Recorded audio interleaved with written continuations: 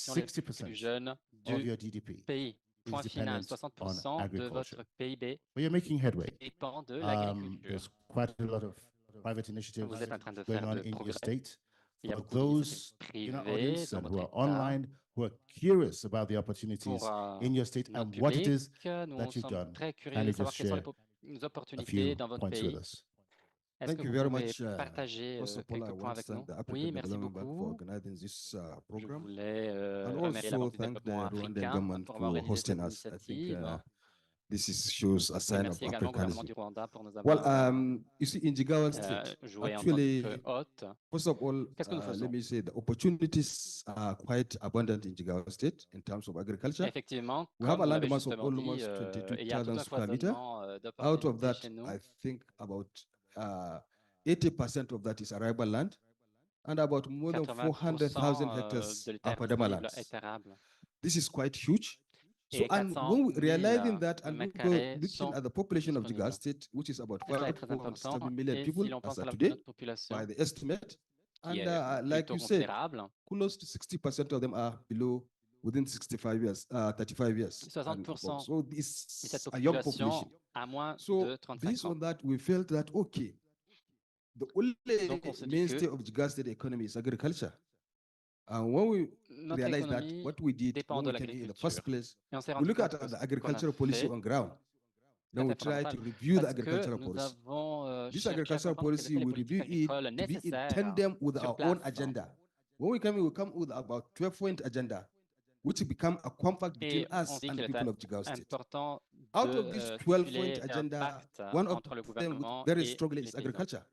So we decided to Et review le our problème le plus agricultural grand qui a policy été levé to be était in justement tandem with celui this de agenda. l'agriculture. And in addition to that, also, Et on a this is in dit tandem qu'on also with the chercherait agenda à of the obtenir President of véritablement Nigeria in terms of food security. So, Governor, les what are buts some of the de cette specifics agriculture. of that, Donc, quelles just to sont les accelerate spécificités food de production cela? in your Juste state? un petit What are peu some of pour the specifics? accélérer la The production de specific l'État. in the Quelles agenda. sont les spécificités? Yeah, exactly what I'm saying. The specific we did Qu'est-ce to qui est access spécifique dans l'agenda, vous dites? Oui, alors, food security. Based on those agenda, certainement la we sécurité decided, okay, we alimentaire identify est what notre are our priorité. comparative advantage. Et il faut First of all, we identifier identify rice, quel est notre we avantage identify wheat, comparatif, we identify sesame, le and we riz, identify le hibiscus. blé, And that le all these sésame, are major crops l'hibisque. we have a comparative Et advantage. ce sont But les that does 4 not mean cultures other crops are fondamentales not chez being nous. taken care of. Mais cela ne signifie So pas what we qu'on ne did, puisse we pas produire have to draw d'autres up wheat cultures, bien évidemment. production policy. That means wheat strategy, development strategy. Then we also Donc, il faut develop mettre en what we place call rice mechanization policy.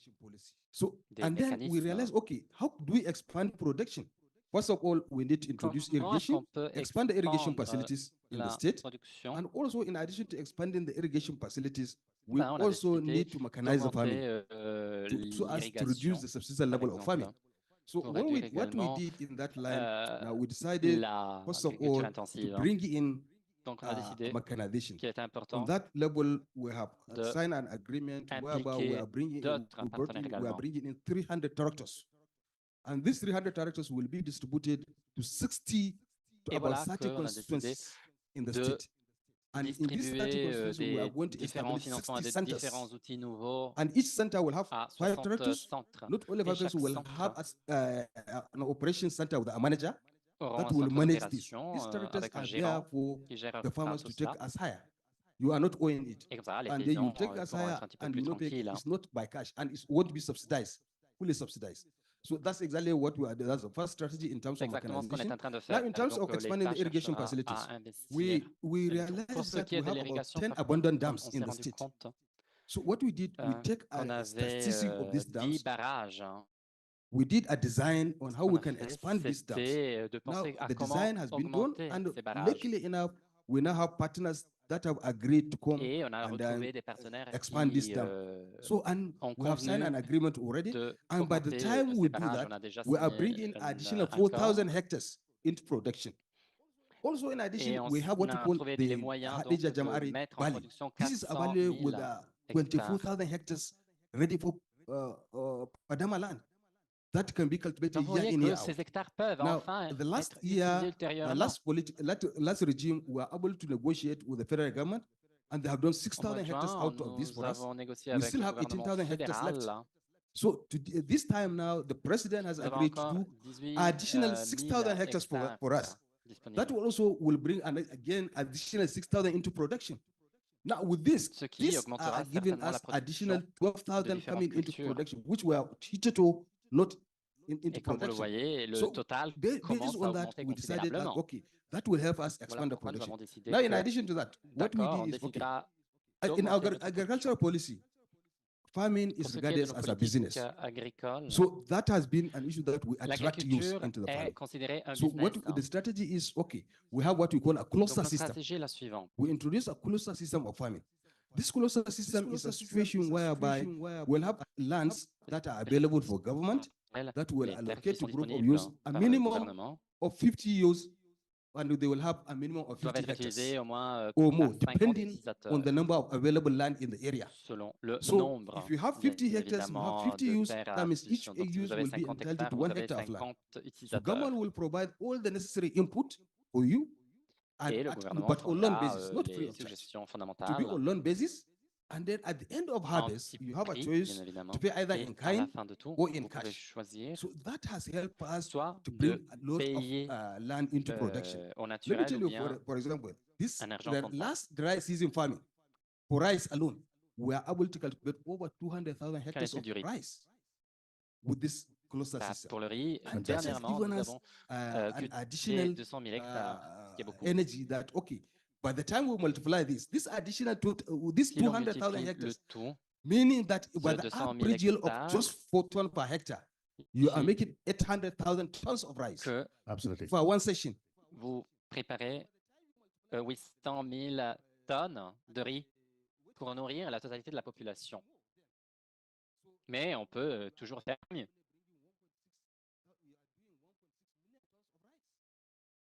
Donc cela signifie que vous pouvez augmenter chaque année de 1,6 million de riz. Merci, merci beaucoup. Vos excellences, je sais qu'il y a encore tout un tas de choses que votre État est en train de faire.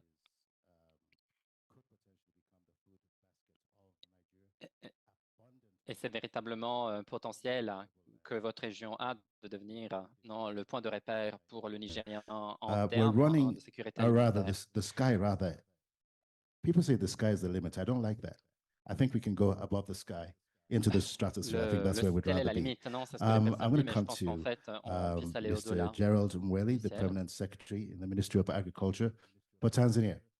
Your president, President Samia Suluhu Hassan, has a very, very ambitious plan to transform agriculture. You have quite a few initiatives. FYDP2, I think, is one of them. Then there's another presidential initiative. Again, very, very serious plans. What is happening in Tanzania, particularly post-Dakar 2? Thank you, moderator. Thank you, FPD, for the opportunity to share the insights of what happened after Dakar 2. You have said it correctly. Since we met in January last year in Dakar 2, Tanzania was one of the first countries to form Agriculture and Delivery Council, which is co-chaired by Haile Mariam Desalegn, former head of government of Ethiopia and our former prime minister in Tanzania. In Dakar 2, we submitted 4 ambitious targets in our compact, and I'd like to discuss 2. One is first to make sure we are self-sufficient with edible oil through sunflower. And why? Because we are using currently, by then and up to now, we are using $251 million for import. That I'm speaking of edible oil, and about 450 million for wheat. These are the 2 ambitious targets we put in our compact. Voilà les deux and what we did ambitieux. to reverse the trend, la production de blé first, et de huile de we are tournesol. investing aggressively Avant tout, nous in irrigation. investissons If you happen to visit in dans Tanzania, l'irrigation. all agricultural Si areas jamais now are under vous êtes construction. au Tanzanie, toute We want to zone agricole construct, we est en have train d'être already construite. Nous voulons awarded véritablement construire a contractual et améliorer les systèmes existants. with more than 1 billion USD. Here I'm speaking of at Grâce à une least 1 contribution million de hectares 1 milliard for de irrigation. dollars Because américains. Tanzania, we do not have a problem of Parce que la land. Tanzanie The arable land suitable for irrigation, for agriculture, is est estimated to be effectivement 44 million hectares, out of which 44 millions 29 million d'hectares en fait, hectares sont are ceux qui sont à suitable notre for disposition. irrigation. So first, Et we want to do away à with peu the près 3 quarts rain-fed sont agriculture, déjà at least to farm 2 or possibles thrice a year. d'être irrigués. That is our first commitment. And for the first Et ça, year, c'est notre premier we have engagement. started to Et realize pour la some of première the année, projects nous completed. avons commencé à nous rendre And our total compte que production certains des projets avaient for the été staple foods déjà only complétés. for the last year is Et pour 28 ce qui est de la million sécurité alimentaire et la metric production tons. alimentaire, This mark 80 millions de 128% mètres carrés étaient à of the food disposition. sufficiency. That means we are food sufficient by 100%, and we Cela have signifie qu'on est addition of 28 autosuffisant d'un point de vue million alimentaire metric tons to share with our partners grâce and à our ces neighbors. 28 millions de And our tonnes vision since métriques. then, we have changed even our vision Et is notre to feed vision ourselves and feed the others commercially. est celle And we have de started to nourrir do so. nous-mêmes et les autres également. We Nous avons commencé à le we faire. have a compact with our partners like Nous DRC, avons signé un Zambia, pacte pour to l'alimentation share what we have et produced l'agriculture commercially. et But avec one la of the Zambie challenges we pour had by partager ce qu'on then, a produit. Mais and l'un I des think défis this qu'on a is dû to most relever, of African countries, et je pense is que to cela have s'applique à la plupart des to pays know who are africains, the farmers. Generally, we est know that de they are real farmers. connaître les But who are paysans they? Where are au they? niveau And what are personnel. they doing? En général, nous So savons first, grosso we modo où ils sont, enacted mais a qui system of sont-ils? registering farmers. Voilà, And on a décidé last de mettre en place un census système pour enregistrer recorded les paysans. 7.9 household farmers, out of which 4.9 Et are in agriculture, crop, 7,9 and des 2.8 are doing foyers crop and de paysans livestock. se sont dit Through qu'il this, était we had a important very d'un good côté data de so that we can manage our inputs. cultiver la terre, de l'autre But because one côté of the de challenges faire we paître have le in bétail. Tanzania, if we to have to Et l'un des mention, défis que nous avons dû is the relever en Tanzanie productivity, et qu'il vaut la peine production, de and mettre en input avant est la affordability. Fantastic. productivité, la Unfortunately, we've run out of production time. et l'affordabilité. Permanent Secretary, Malheureusement, on n'a I've plus de received temps. two cues here J'ai déjà to reçu begin to wrap things deux up because we have another questions panel pour coming up. But the commencer point you just avec made les is mots an de la fin. excellent one.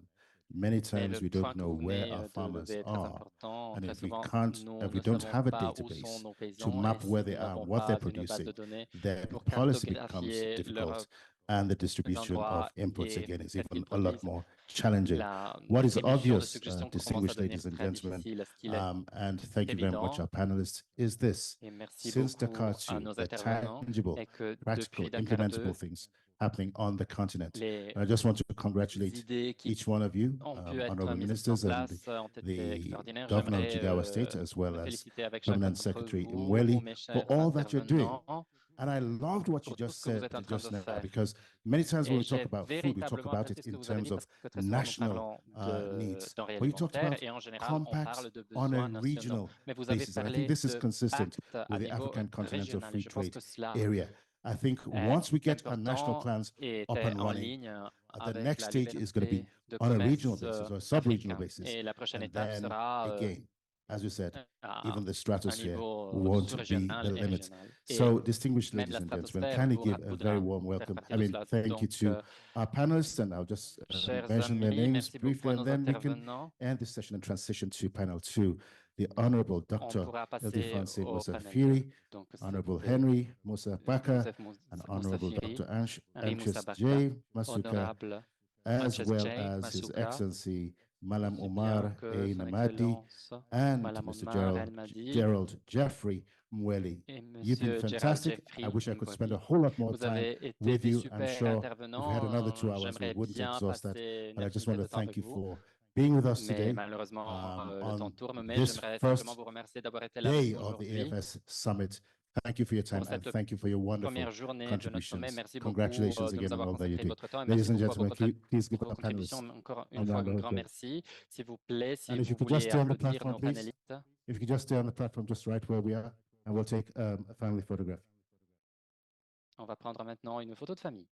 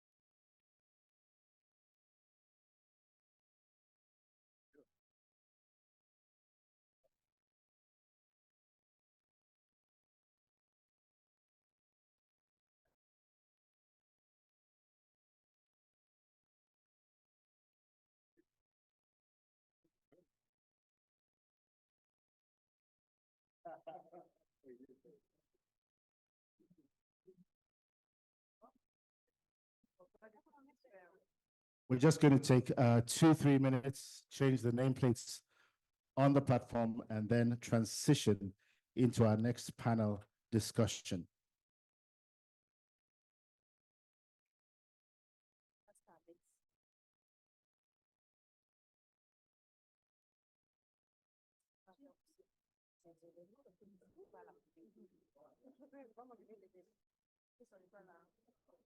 Abundant fertile land and water supplies, a massive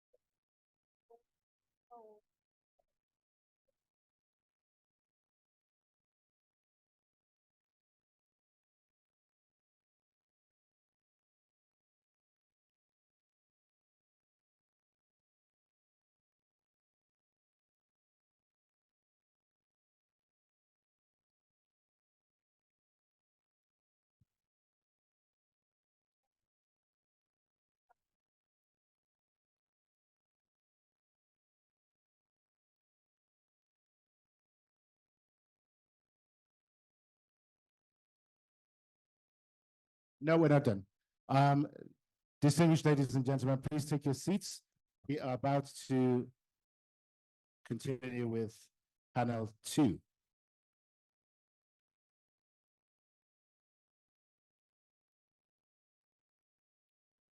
Carrie, take your seats, please.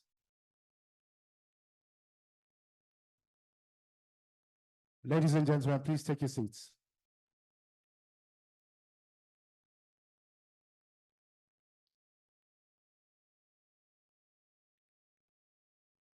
Excellencies, ladies and gentlemen, please take your seats. Innocent. Yep, no, we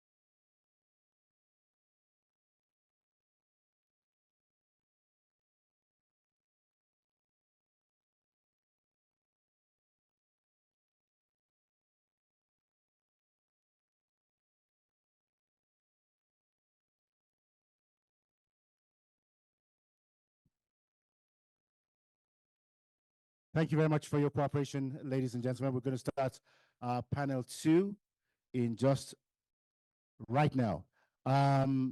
Please, could we ensure that everyone in the middle of the hall is seated, please, so we can begin?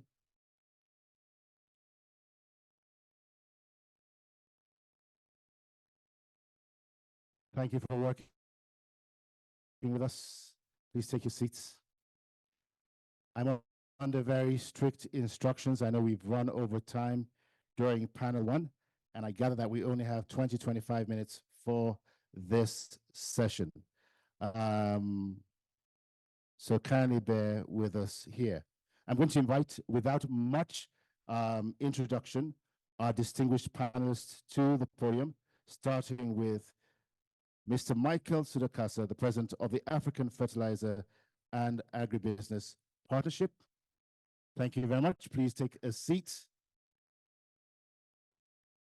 And he will be followed by Mr. Ricardo Pareja, the senior vice president and head of MasterCard Community Past Sales and Market Development. Thank you for joining us today. Miss Gwen Mwaba, where are you? There you are. I was looking for you earlier, but please take your seat. Good to have you. This is our first woman panelist. I think we can do a whole lot better. Thank you, thank you, thank you, thank you. And then our next panelist is Mrs. Amy Mpambara, the senior agricultural economist at the World Bank.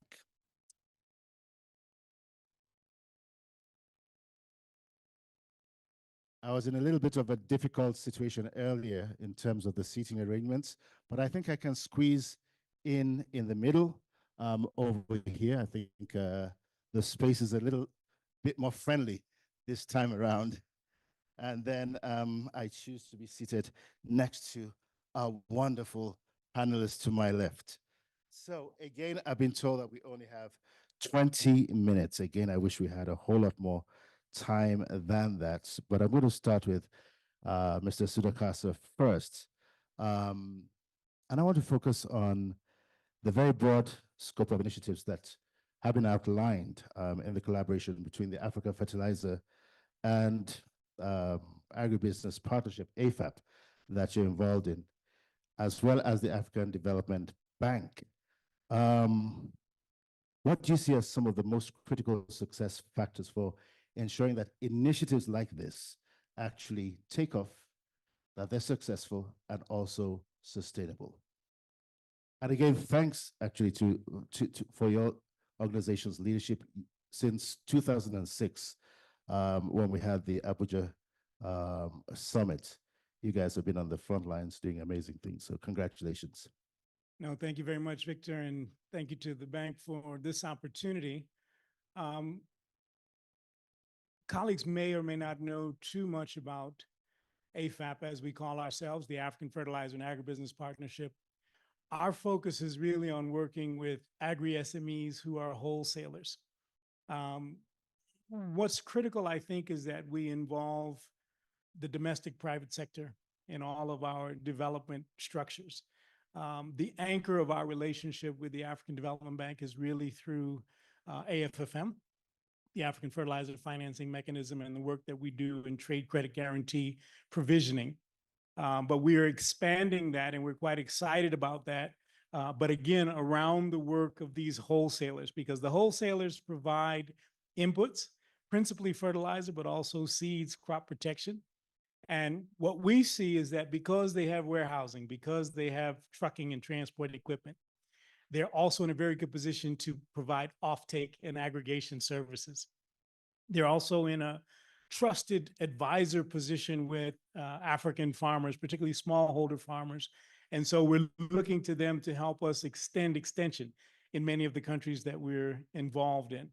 And we've talked earlier, I heard you mention AFTA, the Continental Free Trade Area. Again, as we look at promoting intra-Africa trade, these institutions are potential catalysts for that as well. And so we've had over the last 4 months a number of conversations with colleagues from the African Development Bank about working together in this area. And critical in that are public-private dialogue opportunities, because most of the time you'll have the public sector engaging and talking to itself and the private sector talking to itself. And we have made, I'll say, one of the things that we specialize in are these public-private partnership discussions, and we look forward to taking those further with the bank.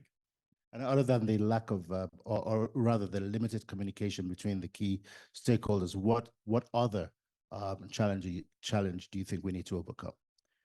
Well, look around the room. We need more young people. Agriculture on the continent, and particularly smallholder farming, often has older farmers. We need to ensure that we have youth engaged. We're also particularly involved in bringing women into the input sector as hub agri-dealer owners, managers, also playing a role in aggregation. So I think inclusion would be the key point. We're very pleased to have a panel that has women on it. Very often when you talk about particularly the fertilizer, it's all male. And so we're working to try and change that, and that should be at the top of our agenda. Thank you very much. I think that's a good and natural segue to Mr. Pareja here, particularly with regards to your community passes. You're using that to promote digital inclusion as well as inclusion in general, and measuring the impacts of some of these initiatives with regards to farmer livelihoods. What's going on, and what is it that MasterCard's doing, and what results are you seeing on the ground tangibly, and why is the community pass important? Good. Well, first of all, I would like to just do a quick introduction, because when I come to Africa, most people think that I am MasterCard Foundation, and we are not the MasterCard Foundation, we are the business, right? And most people know MasterCard as a card company, right, the business. But actually, we are a card business, but we are a payments ecosystem organizer, right? Sure. And we've been enabling a trusted role into the payments ecosystem, providing inclusion, right? And we've been focused in Africa pretty much on what we call cross-border, right? Pretty much, tourists coming, hotels and affluent from Africa flying abroad and needing a card to do a cash out, right? This is like what has been the main focus in Africa. But we actually focus on different segments, right? And in Africa, we've been in the last 4 or 5 years focusing on the agriculture segment, which in Africa is a big part of the economy, right? Usually between 40 and 60% of the population are somehow involved in ag, and we want more young people, women to be involved, right? And in many countries, agriculture goes between 20 and up to almost 40% of the GDP, right? So this is an important part of the economy. And as our role, bringing more people to the formal economy, right? Agriculture is the main segment. Again, let me just try and help out a little bit here. Huge distinction between the business of MasterCard and the foundation. But then MasterCard, Visa, American Express, I mean, they're all used across the continent. Why is what you're doing distinctly different, correct, from what all the others are doing? Because we and now jump into your question about community pass, right? So basically, we developed a whole set of rules and products and services that are specific to agriculture, right? And we are focusing on three main areas. So the first one is what was mentioned, right? Helping on the offtake. How can we get farmers to get paid more and faster, right? In many cases, and I will just give one example, in many cases, farmers, they just want to get as soon as possible cash, right? They are not liquid. So as soon as they have their crop, they want to get cash. And we've seen across different countries in Africa, they are selling their crop at a 30% discount just to get cash at the farmer's gate, right? So with our products and services, and because of the trust, right, we are able to get the farmer paid immediately by the cooperative that they may be engaged, even if the cooperative may not have the liquidity, because if you use a MasterCard product, right, you know that once you pay, you have 30 days to pay, and you have the revolving, so the lending and all that. So it allows, by digitizing the payment, formalizing the cooperative and the farmer, you can get them paid more and faster, right? Because now they don't need to get a 30% discount, maybe a 5% discount, and they will get the money next day, right? The second thing that we've been focused is on inputs, right? Because when you think about a farmer as a business, right, their main expense is on the inputs, right? They need to buy seeds, fertilize, and in many cases, they don't have money. So by getting them formal into the payments scheme, now they can get access to quality inputs, more inputs, right? And just giving another example, I was in Ghana a while back, and basically in Ghana, cocoa is just, you know, natively produced, right? People don't do the process of putting fertilizers and really taking care of the trees. So if Ghana could increase in 50% their production just by getting the right fertilizers to the tree and doing the proper treatment, they could be bigger than Cote d'Ivoire, right? So it's a huge difference. And the third one is access to capital, right? Because of this liquidity on both the agri-dealers and on the smallholder farmers side, because they are totally informal, it's very hard for them to get access to, you know, the correct line of credit, insurance, right? So basically by digitizing the offtake, the input, so you have a view on how much they are selling, how much they are buying, and then they can get better access to credit, right? And with Community Pass, we were able to engage with AFDB, and thanks AFDB for getting us here, but we engage with them, and we are now focusing on getting 3 million farmers digitized across 3 countries, Kenya, Tanzania, and Nigeria. And as part of this collaboration, we also launched Made Alliance, which is basically co-chaired by MasterCard and AFDB with other partners like Equity and CRDB and Yara, Hafer. And the idea is to reach 30 million farmers by the end of by 2027, and 300 million in investment is there. So this answers your question on how MasterCard is different from the rest. Absolutely, absolutely. And you followed very well on the heels of Mr. Sudakasa. We're talking about financing private sector investments in the agro-industrial space. And thank you very much for all that you're doing. I'm going to come next to Gwen Weber. AfriExim was at Dakar too. You played a very, very prominent role, also committed significant financial commitments to the initiative. And your CEO talked about a series of financial instruments that you were putting in place to accelerate Africa's agricultural transformation. Bring us up to speed with where we're at. Have you had an opportunity to review the instruments that you talked about initially? If not, how are they doing and how are they being utilized? Thank you very much, and good morning, everybody, and a big thank you to FDB for having us. Absolutely, Afrexim Bank is really focused on agriculture as part of our focus areas because the food sovereignty of the continent is at the heart. Could we crank up the audio, please, on this mic? Thank you. Yeah, so food sovereignty of the continent is at the heart of what we do. And Afrexim Bank offers a number of innovative financing solutions. And we have solutions that are specific to agriculture and support the agricultural sector very, very well. A number of examples of this include our Afrexim Bank Guarantees Program, or AFGAP. You may have seen it in the press, which basically enables the bank to issue different types of guarantees to enable projects in Africa to de-risk themselves and become more attractive to investors and also to financiers. These instruments play a key role in attracting foreign direct investment into the African continent. And they also play a key role in facilitating the development of intra-regional trade within the African continent. There's several types of guarantees under this program, and some of them we use particularly to focus on agriculture. These include guarantees such as sovereign obligations guarantee, where we guarantee the payment obligations arising from the monies that African governments may owe for agriculture-related projects. We also offer investment guarantees to enable investors to invest in the African continent. And we also offer ECA guarantees for support of export products out of the African continent.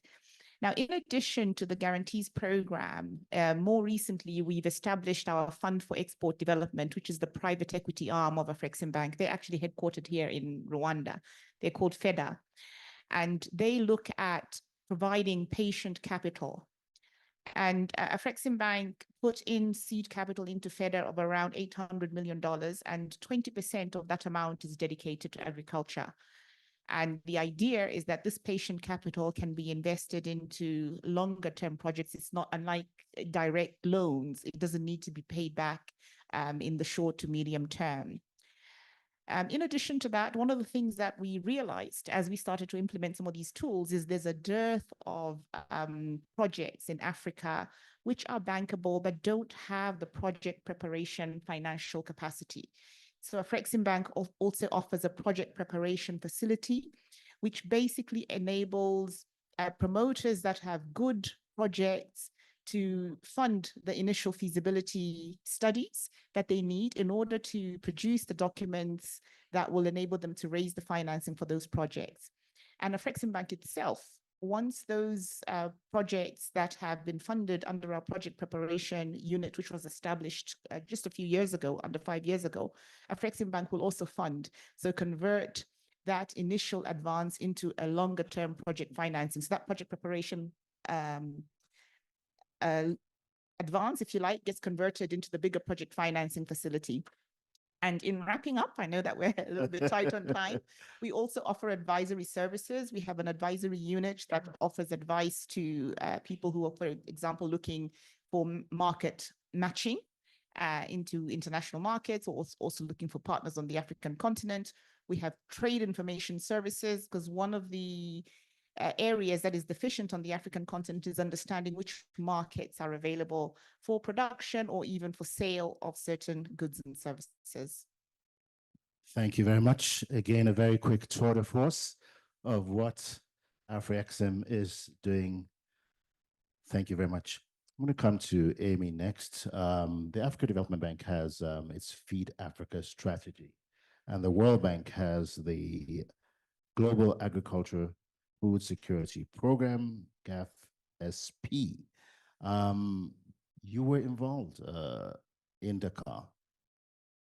At the end of the day, whether it's Feed Africa, whether it's the Global Agricultural Food Security Program, it's all about the same thing. What has happened, particularly within the context of building resilience on the continent?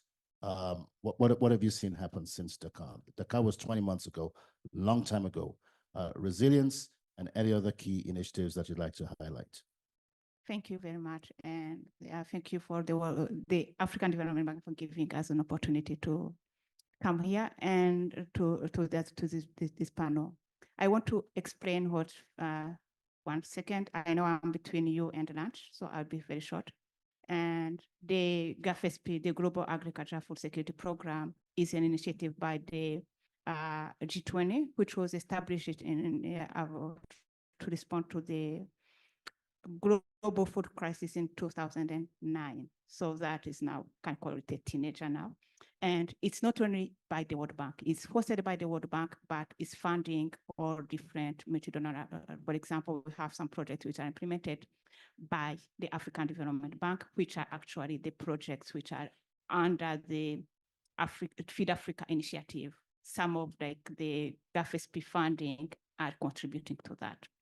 Since Dakar, because again, I'm between you and lunch, is since I looked at the number, since 2023, we have approved on the continent to 200 million, and 200 million which are given as grants.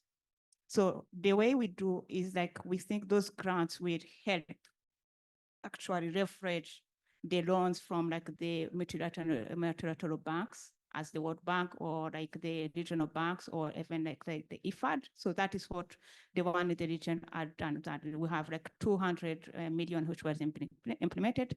On the resilience side, I will give 2 examples. One coming from the African Development Bank, another one coming from the World Bank.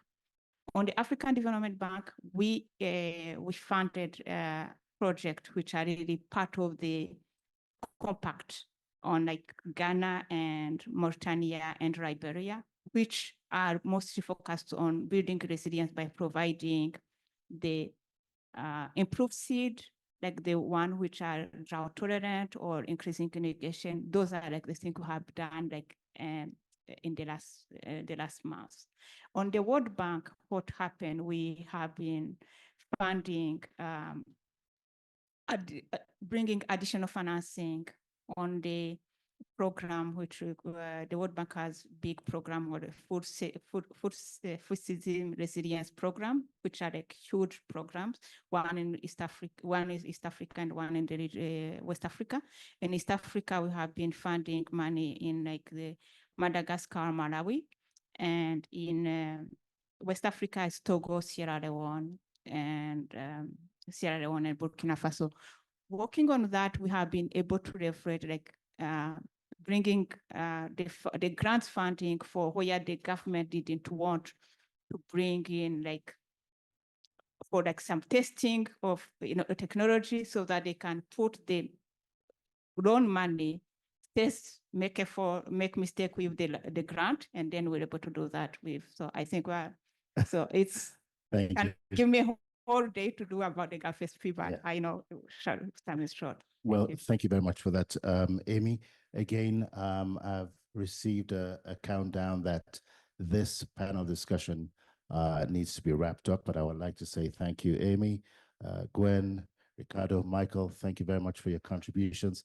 Just like the previous session, we could spend a whole lot of time talking about what's happening in this space as far as financing, private sector engagement is concerned. But the bottom line is this: there's traction and there's evidence of impact on the ground, and the opportunities are tremendous. I say with regards to agriculture, if not now, when? And with the tremendous resources that we have available to us on the continent, whether it's labor, whether it's water, whether it's the land itself, but also the brains and the talents, agriculture really is a no-brainer. But I want to end with a comment that Michael made earlier.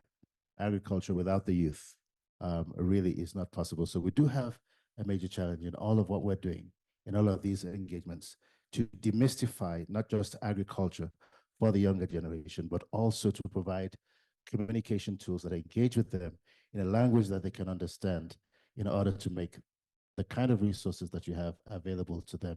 Otherwise, we're going to end up engaging primarily with the large players and not necessarily reaching down to the younger generation. So I guess that's my charge as moderator to you as you continue to do the excellent work that you do in your respective organizations. So once again, thank you very much. And to our audience, thank you very much for your patience. My name is Victor Adokun, and it's been a pleasure being your moderator during the last 2 sessions. Thank you very much.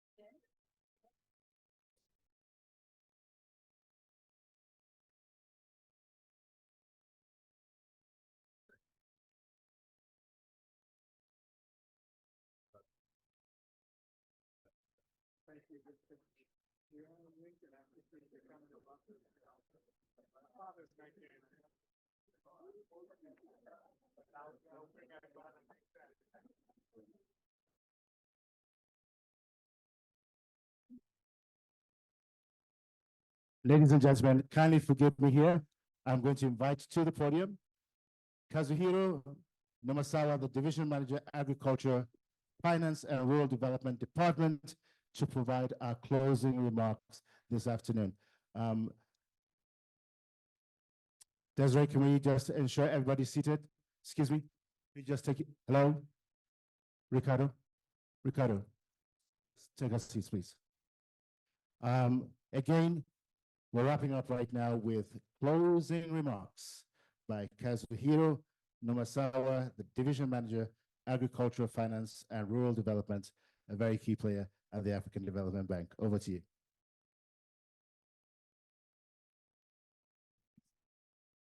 Thank you so much. Thank you so much, Victor. And then I know we're talking about food security, and then the lunch is there. So I'll make it very short. But thank you so much, the organizer, and also the distinguished delegates and the colleagues, and also the guests and the audience here.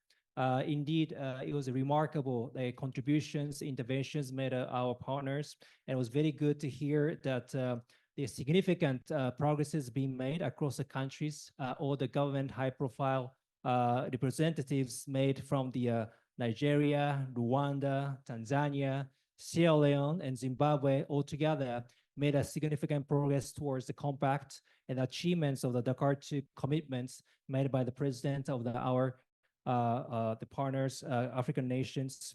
And also we heard from the key partners from the Afreximbank, AFAP, MasterCard, and World Bank all together, and the key initiatives that they're having implementing on the ground. And we are pleased to hear that significant amount of resources and then a mobilization and a help to the farmers are being made. And also we recognize that Afreximbank also joined the Alliance for Special Agro-Industry Processing Zone, the flagship of our president of the bank. And we're pleased that actually we're scaling up investments in the area of agriculture sector, and also the special agro-industry processing zones across all the countries. So we also cover the more than 11 countries that we operation. And also we are progressing the commitments achieved on the ground. So let us work together to deliver more results in Africa by stimulating, formulating, transforming the agriculture sector together, by leveraging also private sector investments as MasterCard Foundation, as MasterCard business also represented here. And we are mobilizing a number of private sector companies. We as a bank, of course, engage directly with the private sector entities through our private sector window. The African Bank remains committed with our partner countries, also partner institutions, to jointly scale up the agriculture sector investment. So with the closing, thank you all the panel members, moderator, the Victor, and also importantly the audience for making the dialogue, the important session so successful today. Thank you so much, and then see you around.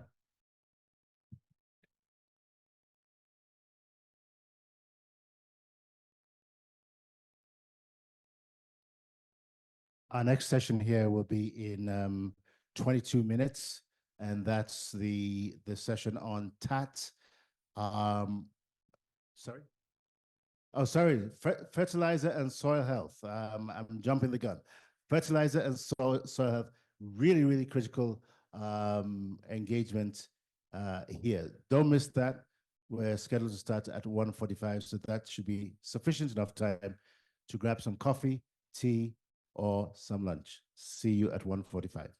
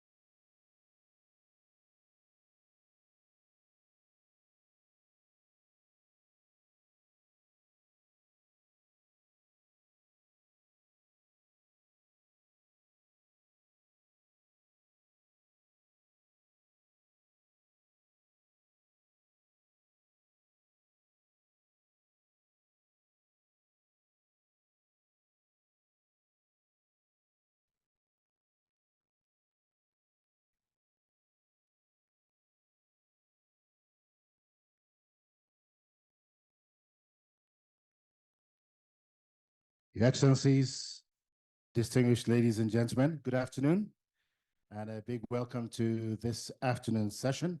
I trust that everybody has had a fantastic lunch today. We can't talk about food without feeding ourselves, so I hope it's been a good one for you.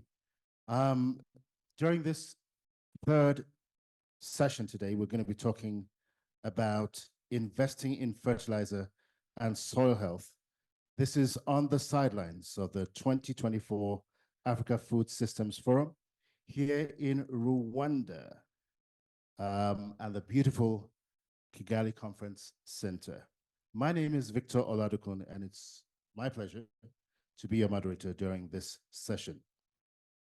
Well, as the USDA's Charles Kellogg once said, there is no life without soil, and there is no soil without life.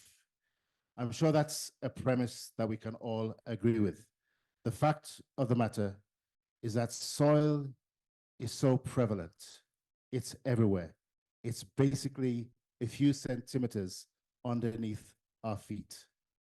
But we know a whole lot more about the galaxies that are millions of light years away than we really know about the energy and the potential and the vitality, as well as the necessity of the soil right underneath our feet. So we're going to be talking today about investments in this area, as well as the need to enhance the quality of one of agriculture's most critical components.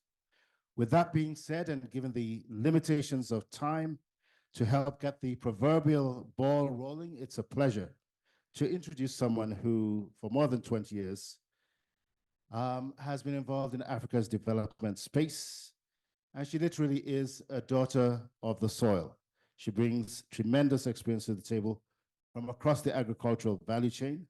Please welcome this afternoon to provide welcome remarks, the coordinator of the Africa Fertilizer Financing Mechanism, the one, the only, Marie-Claire Kalihangabo. I'm going to take that again. There's absolutely no reason to get that wrong. I hate it when I get names wrong. Mrs. Marie-Claire Kalihangabo, the coordinator of AFFN. I know we're just back from lunch, and there have been very few women on our podium today, so I think it'll be quite gracious of us to give our welcome address presenter an even much warmer and nicer Kigali welcome.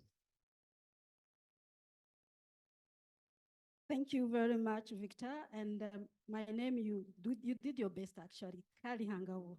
So, honorable ministers, Excellency, Executive Governor of Jigawa State, we were briefed this morning. Government officials, representative of development organization and partners, actors in the fertilizer and soil health sector, farmers, distinguished guests, delegates, colleagues, good afternoon. On behalf of the African Development Bank, and particularly the Africa Fertilizer Financing Mechanism, I'm very honored to welcome you all to this important event focused on attracting investment in the fertilizer and soil health in Africa. As we gather today, we recognize a critical role that these two elements, fertilizer and soil, have a play in ensuring food security, economic growth, and sustainable livelihood for millions of people across the continent. The need to increase the financing of fertilizer manufacturing, distribution, and proper use is more than urgent today. Despite the immense potential African agriculture, many smallholder farmers continue struggling with low yield due to inadequate access to essential inputs, including fertilizers.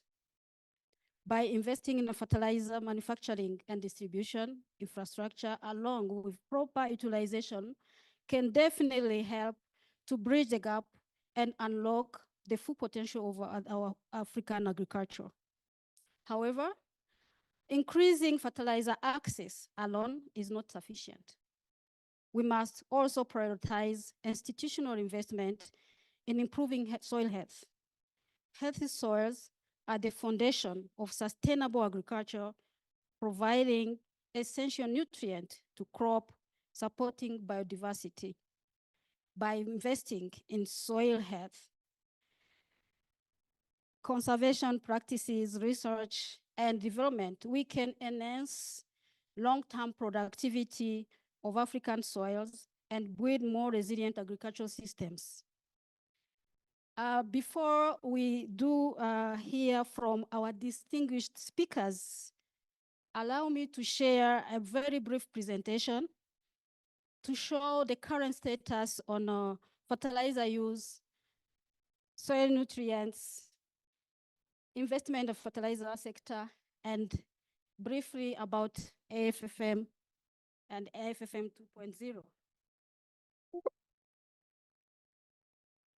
So briefly, I'm going to make a short presentation to show the current use of fertilizer on our soils, and AFFM I just mentioned.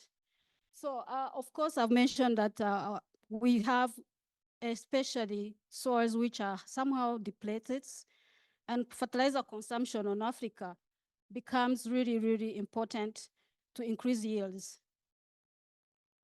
So these figures speak by themselves. As you can see, from 2015 to today, actually, fertilizer use has been very low, but we have made some progress from the Abuja in 2006, the Abuja Declaration 2006, from 8 kilograms to today of where we have an average application of 34.5 kilograms of fertilizer per hectare, of nutrient per hectare. This is as per the CADAP report. So as you can see, the fertilizer application on the continent is much less compared to the global fertilizer application, which is more or less 139 kilograms per hectare. And as per CADAP, more than 25 countries are applying less than 10 kilograms per hectare.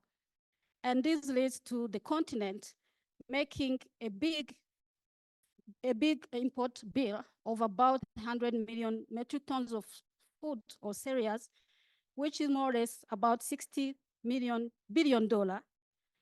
per year. So if we want to feed ourselves or feed Africa, we have to reverse the trend. And with regard to the soils, of course, as you can see on this map, we have very acidic soils, especially in sub-Saharan Africa. While in Northern Africa, the soil is so dry, and which makes the fertility in this country, in this continent, a bit challenging and requiring appropriate utilization of inputs, fertilizer, and amendment, and other agricultural practices to improve the yield, but also maintain the soil health. Now, going to the utilization of fertilizer and investment. As you can see, per region, Africa has been applying more or less 15 million metric tons, which is about $10 to $12 million per year. And while the continent has been using $15 billion for fertilizer manufacturing in the continent, and the government have been investing around $1 billion on subsidy program per year, while the fertilizer gap with regard to investment is estimated between $2 to $3 billion on an annual basis. By the time we know that, definitely agriculture is one of the backbone of the continent and contributing, for example, at 18% in GDP, and we have the yield on the continent, which is quite below. For example, on maize, the yield on maize is 3 to 4 times below the global applications. So now, the role of Africa fertilizer financing mechanism into increasing productivity, and soil health. FFM has been created back in 2006 and have been operational since 2015 with the major mandate to mobilize investment to make fertilizer available and appropriately used by smallholder farmers. And by doing that, FFM was mandated to increase agricultural productivity, and FFM has been providing innovative financing solutions required to accelerate the use of fertilizer on the continent since 2006 to today. Now, with regard to the recent Nairobi Declaration on fertilizer and soil health, number of initiatives or recommendations have been put in the Nairobi Declaration. First, to triple the domestic production and distribution of certified seeds, certified and organic and inorganic fertilizer. And 70% of farmers should have access to targeted agronomic practices. With regards to soil health, the Nairobi Declaration plans to reverse the land degradation and restore the soil health on at least 30% of degraded soil by 2034. With regard to financing, Head of State committed to scale up AFFM to provide financing for production, procurement, and distribution of organic and inorganic fertilizer. And other elements with regard to policy formulation to ensure that the policy reforms that enable this Nairobi Declaration to be put in place, to make farmers a national capacity to ensure the implementation of this Nairobi Declaration and the domestication of the Africa Fertilizer and Soil Health Action Plan. So FFM is definitely expected to be implemented or redesigned with regard not only to the Africa Fertilizer and Soil Health Declaration, but also in line with the bank 10-year strategy and the bank Feed Africa. Definitely, FFM is going to continue to provide innovative financing solutions to improve use of fertilizer for the productivity, but also improve the soil health. So what would be the FFM redesign look like? There are a number of key recommendations that are required, and we thank an informal committee that helped the bank to come up with initial ideas of how FFM would look like and what would be the key consideration and what would be the roadmap. So FFM 2.0 is under redesign now, and the key consideration includes flexibility, versatility, and timely support to the fertilizer sector.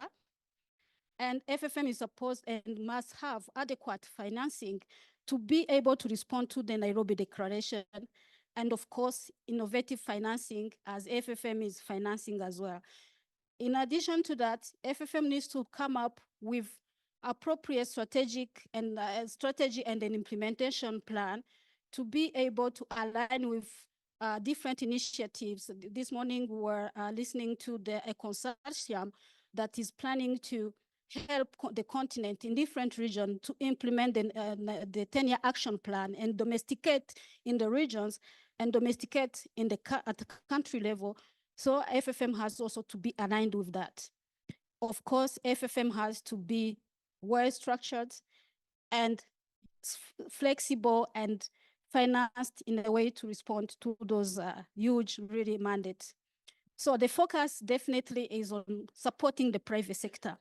We know that the domestication of the national fertilizer, soil and health is going to be a mandate for countries and government, but FFM is going to also support the government through financing the fertilizer supply chain and distribution. FFM is also going to have a role in helping or supporting countries in putting in place the policies reforms required for that and mobilize resources in investment.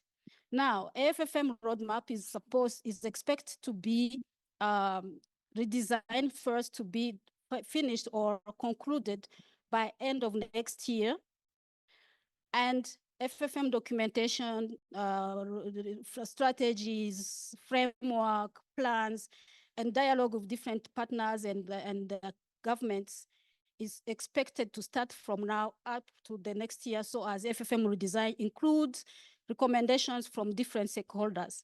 It's expected to be launched by next year and then start the resource mobilization. So ladies and gentlemen, honorable ministers and excellencies, this is a brief presentation about the AFFM and the status. And we thank you very much for your time and listening. And we welcome your support to the AFFM 2.0. Thank you very much.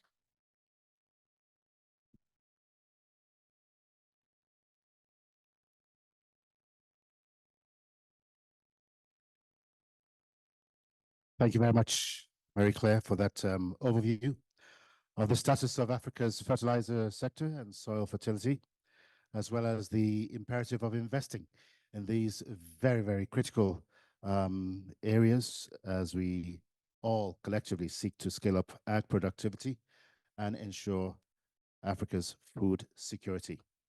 As Marie Claire pointed out, almost 20 years ago, African leaders who shared a common goal of boosting Africa's food production gathered in Abuja, Nigeria. That was in 2006, and so much time has gone since then. Their goals were clear: improve food security, improve soil fertility, eradicate poverty, and address the critical needs of farmers.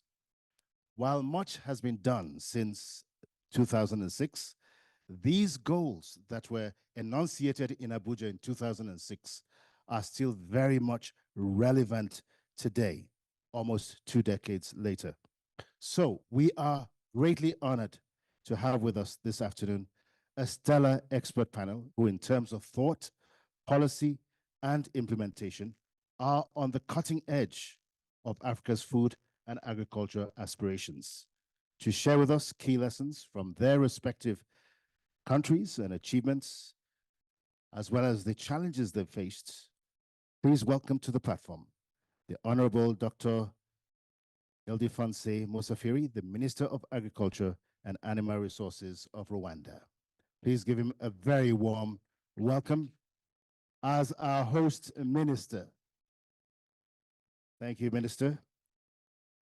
And he is followed by the Honorable Dr. Anxious Jongwe Masuka, the Minister of the Ministry of Lands, Agriculture, Fisheries, Water, and Rural Development, Zimbabwe.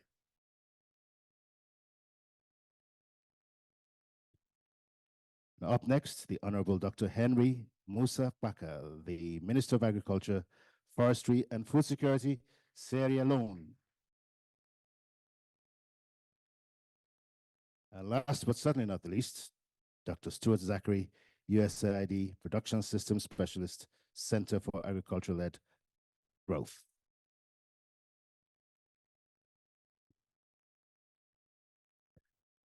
While I will come and take my seat in just a few moments, my first question goes to the Honorable Minister from Zimbabwe, Minister Musafiri.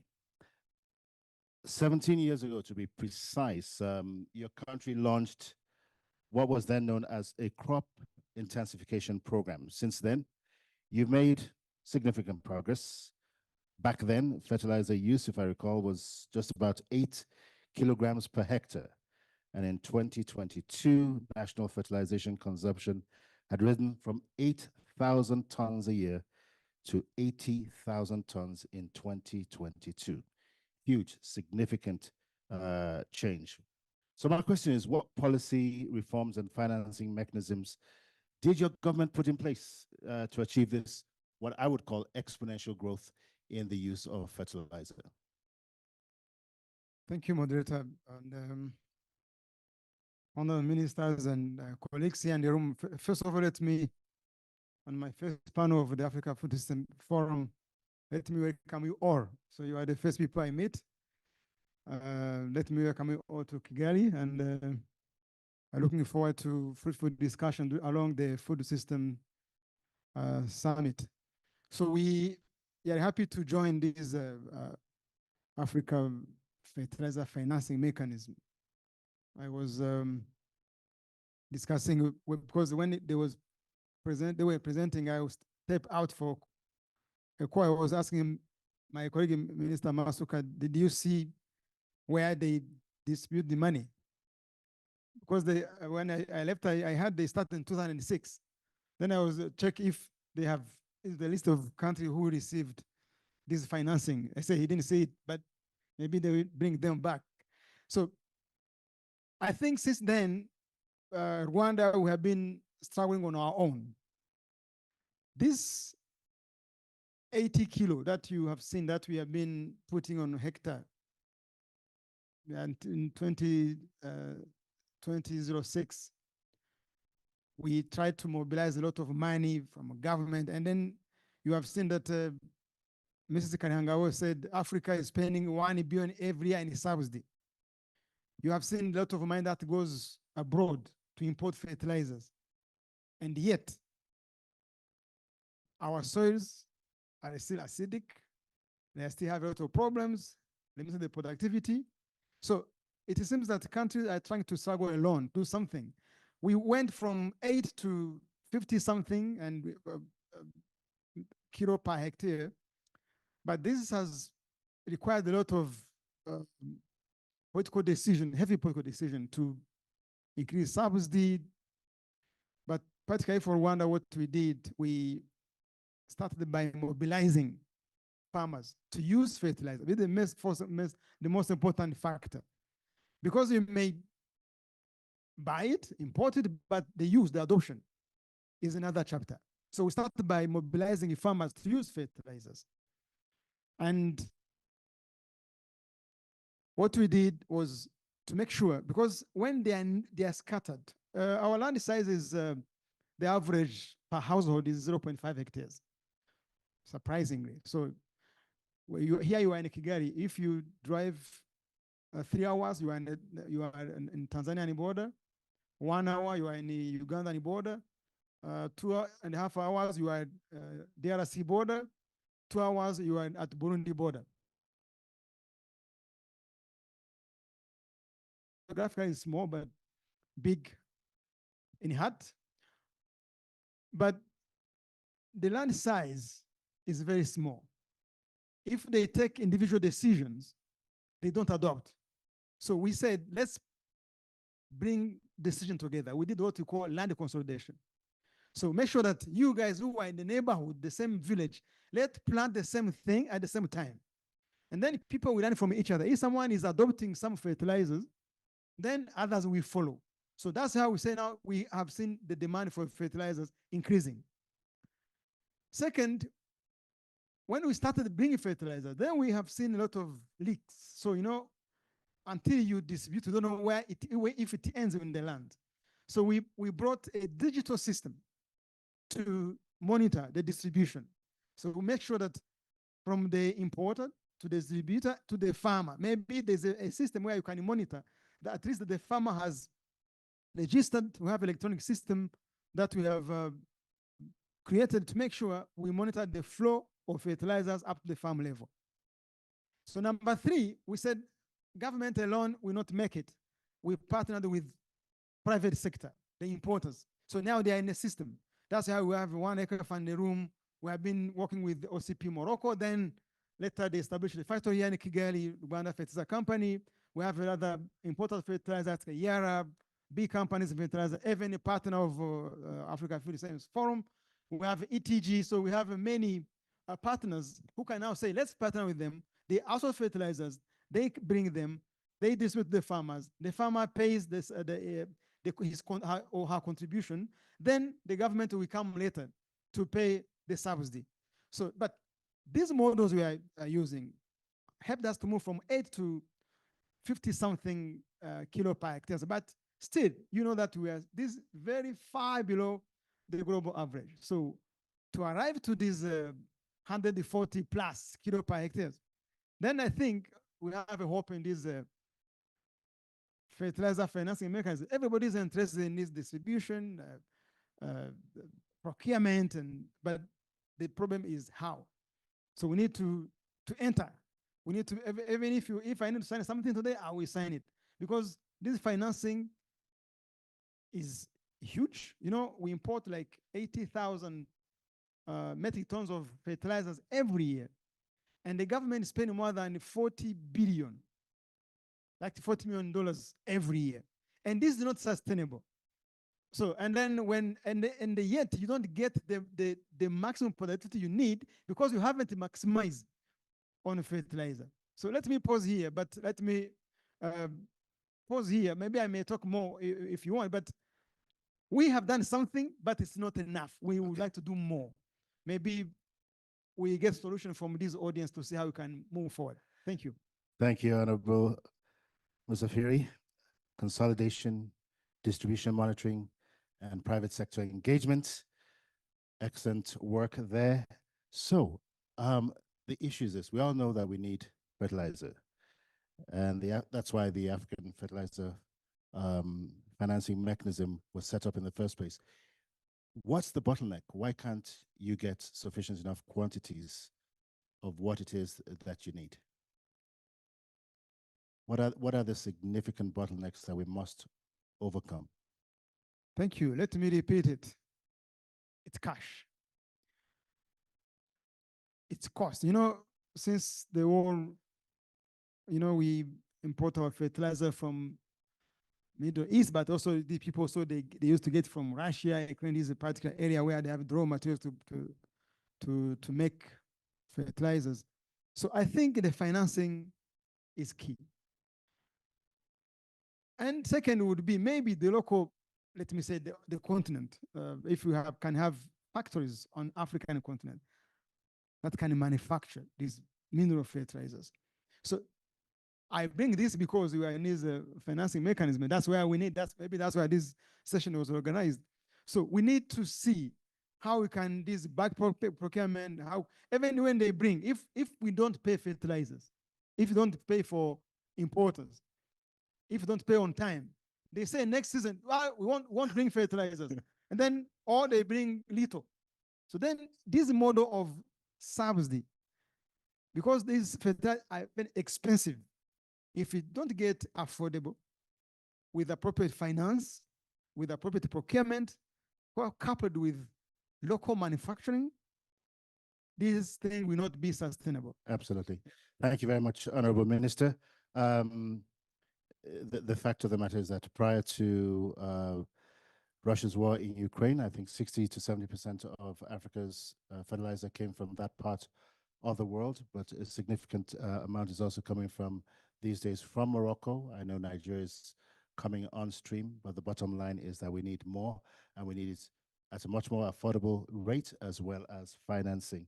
So thank you very much for those interventions. I'm going to come to Honorable Dr. Jangwe Masuka in Zimbabwe. Now, the amount of fertilizer your country consumes is actually a whole lot more than Rwanda does, given the size of your country. Would it be an accurate assessment to say that the farmers in Zimbabwe have sufficient enough access to fertilizer? And not only that, how is it that you're protecting them from the climate shocks that we're experiencing, particularly in Southern Africa? Right now, I believe the Southern African region is experiencing tremendous climate shocks at the moment. What is it that you're doing?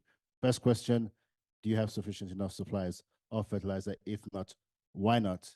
And what can be done about that? And then how are you stabilizing, or rather, how are you supporting the farmers to protect themselves against the climate shocks that they face? Well, most of the issues have been adequately responded to by my colleague here, but thank you for welcoming us and for the hospitality.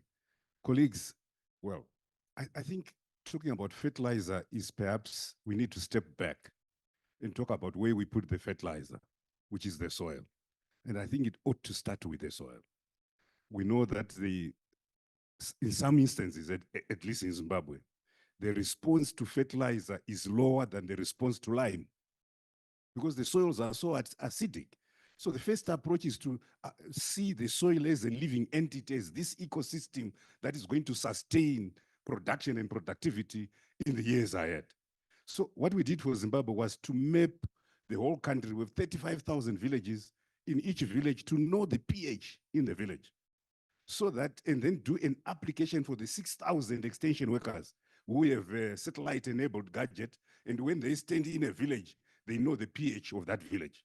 Then secondly, to say, what is the nutrient status of these villages? And again, you map that, and they are able to know what sort of rough nutrients are available, and then match that with crops.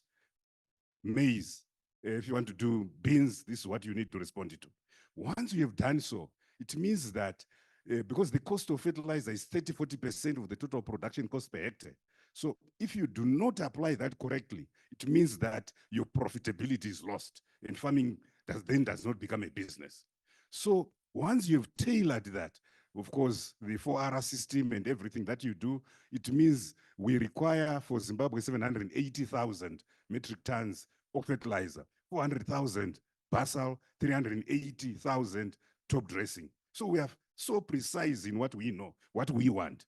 We almost have 75% now local production of our best basal fertilizer requirements, because we have all the raw material requirements, and we're expanding that. We import 75% of our top dressing fertilizer, and we are trying to localize production of top dressing fertilizer. We're looking at coal to fertilizer and other investments, and I'm hoping that the Africa Finance Mechanism will be able to finance the localization of production rather than giving us access to fertilizer from established source markets.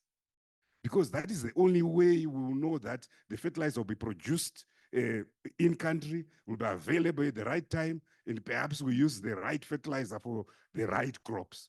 I think also going forward, what we need to do is not that every country can develop capacity to produce all the requirements that it needs. Maybe we need to look at regions and say, where is the comparative and competitive advantage of producing what, so that we can begin to look at it from truly an Africa fertilizer financing mechanism implemented from a regional perspective, perhaps initially, and then localized in detail. But that's how Zimbabwe has been able to produce almost sufficient for basal, but quite a lot to go in terms of top dressing. But it starts with the facts. I always go back to and say, it must be fact and science-based management of the crop that will lead to sustained yields, that will lead to agriculture becoming a business, especially for the smallholder farmers, who we need to uplift out of poverty towards economic participation. Thank you.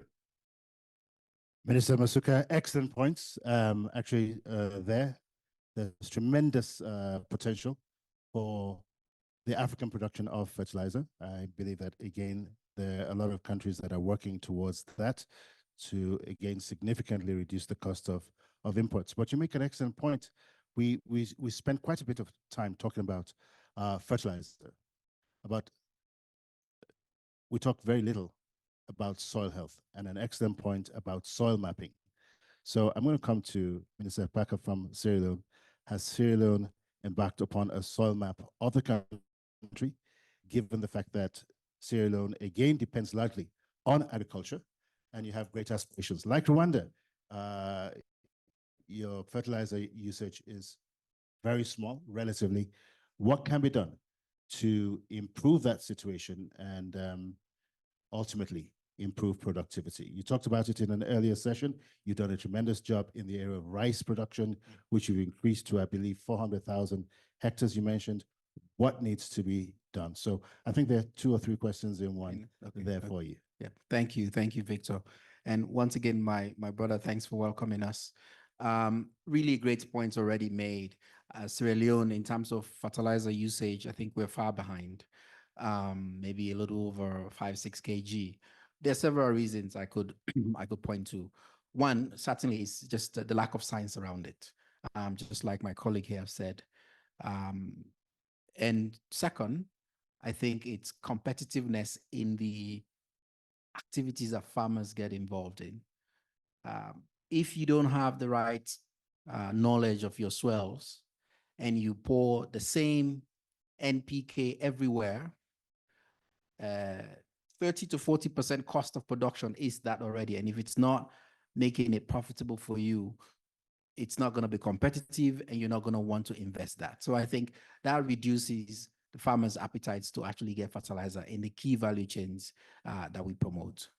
What have we done? For the first time in like 70 years, we just recently concluded the mapping of the country all across in a 10 by 10 kilometer radius soil map, because we want to get this real, right information. And you can now use that information and map use with AI and really get closer, recommendations around it. So we've got 10 by 10 kilometer radius soil map across the country, done that, finished that just last year. We're going to put that on the digital map for people to see. We hadn't done that for 70 years. That we think is big. The other thing we're doing is, sure, 10 by 10 kilometers is really big in terms of spatial dimension when you think of growing a crop. So now we are embarking on doing a fertilizer nutrient response trials across the country. We partnered with OCP.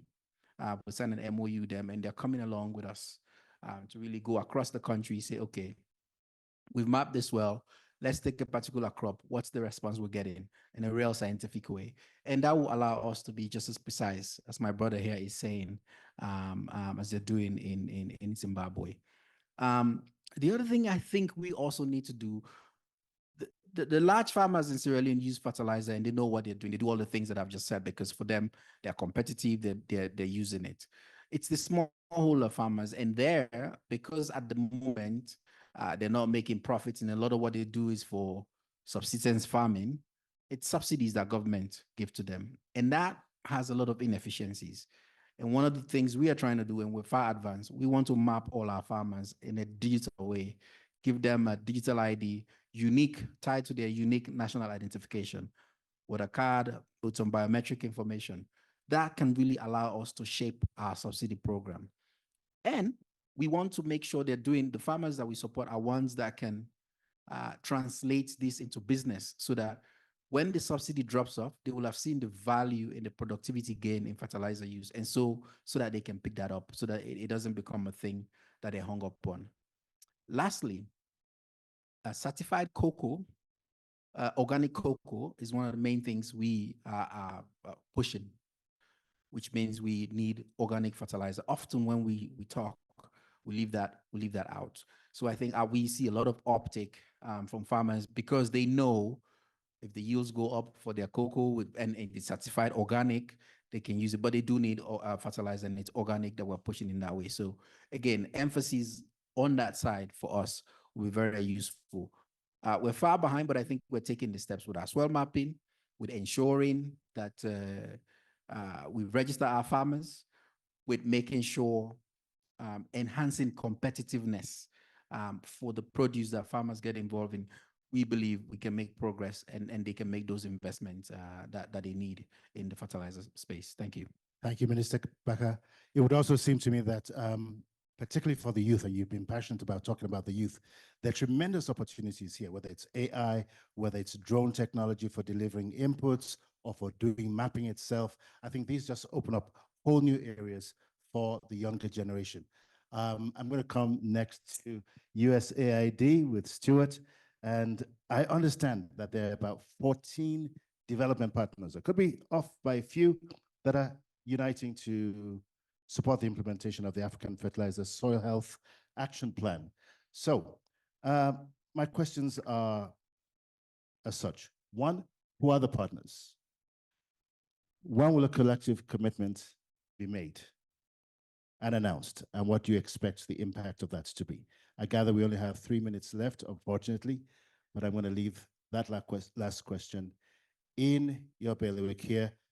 And as you do that, kind of address some of the issues that our panelists have brought up. We need solutions, we need answers, and we need hope. Over to you. Yeah, excellent. Well, thank you for the invitation to join the panel on that question.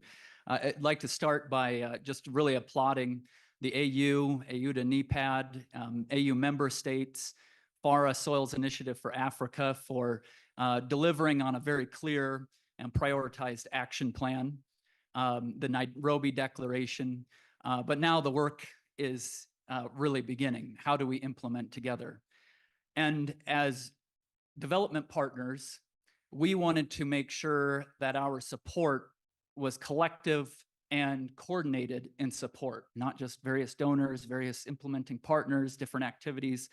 So we came together to draft a statement of our coordinated support. And I want to list them off, these 14 countries and banks and foundations, because each have a very important role. So that's the government of Canada, France, Germany, Ireland, Netherlands, Norway, United Kingdom, United States, European Union, World Bank, Africa Development Bank, Bill and Melinda Gates Foundation, Rockefeller Foundation, and EFAD, all collectively saying we've made strong investments in this space. We hear the priorities in the action plan, and we want to collectively support, not lead, collectively support in those priorities.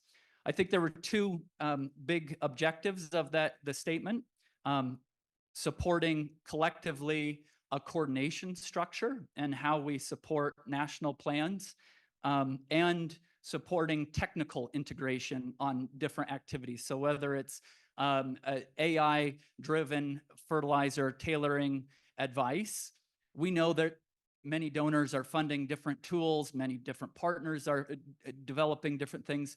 But when a national plan comes together and says, this is a priority, what is the best practice out there? We need to collectively have solutions and partnerships with National Agricultural Research Services on those priorities. At what stage are we at, I think was the other part of the question.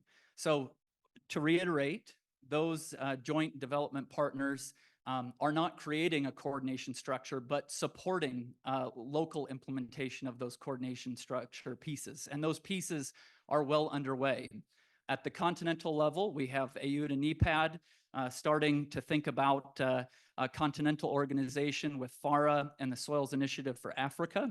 We have in West Africa with the ECOWAS bringing together member states for a coordination hub. Similarly, in Southern Africa, COMESA is developing a similar coordination hub, and then similar conversations happening in East Africa. And that is to, however, I think we need to acknowledge real action will be at the national level, national plans, national priorities, and collectively as a global community, being able to respond to those priorities with the technologies and approaches to make those requests happen. So the pieces are there and coming together. I think the last piece in terms of investment, how do we make that? So this is not, we will not be successful with just donor-driven or bank-driven investments, but also significant investments happening at the country level and pairing and making sure that those are aligned around shared priorities. So I think really a lot of times what comes up next is, well, is there enough investment happening? And those investments are increasing continentally and globally. And those investments, I would say, are quite strong, even in countries. When we, and the ministers here know best, but when we really stop and look at agriculture minister budgets, a significant 80% often is around fertilizer purchases. And those purchases are often making a return on investment that is one-to-one good food security, but how do we turn those investments on fertilizer into $1 of investment into $20 of output plus the food security? And those go hand in hand, and I think the ministers here described exactly how to do that. You can't just get fertilizer in the hands of the farmer, but it has to be paired on those productive, healthy soils with good agronomic practices, paired with good tailored advice and good markets. And so that's where I think it's really well received. Yeah. Thank you very, very much, Stuart, for that background as well as intervention here. I'm going to call at this point on Dr. Manyewu Mutamba, the Senior Program Officer and Head of Agriculture at the African Union Development Agency, NEPAD. Thanks for joining us. Last but certainly not the least, the Executive Governor of Jigawa State in Nigeria, Dr. Umar Namadi, to also take his seat to my right. To my left, rather. So, first question here is to Mutemba. The partnership platforms, with regards to the mechanisms that are currently being implemented to achieve what no doubt are very ambitious targets on fertilizer supply as well as soil health. How do you plan to establish what really can be a coordinated and dedicated monitoring and evaluation system that supports the ministers who we've heard from, as well as the program that Stuart just mentioned a few moments ago? Very quickly, I gather we've run out of time, but if you could make that as concise as possible, that would be great.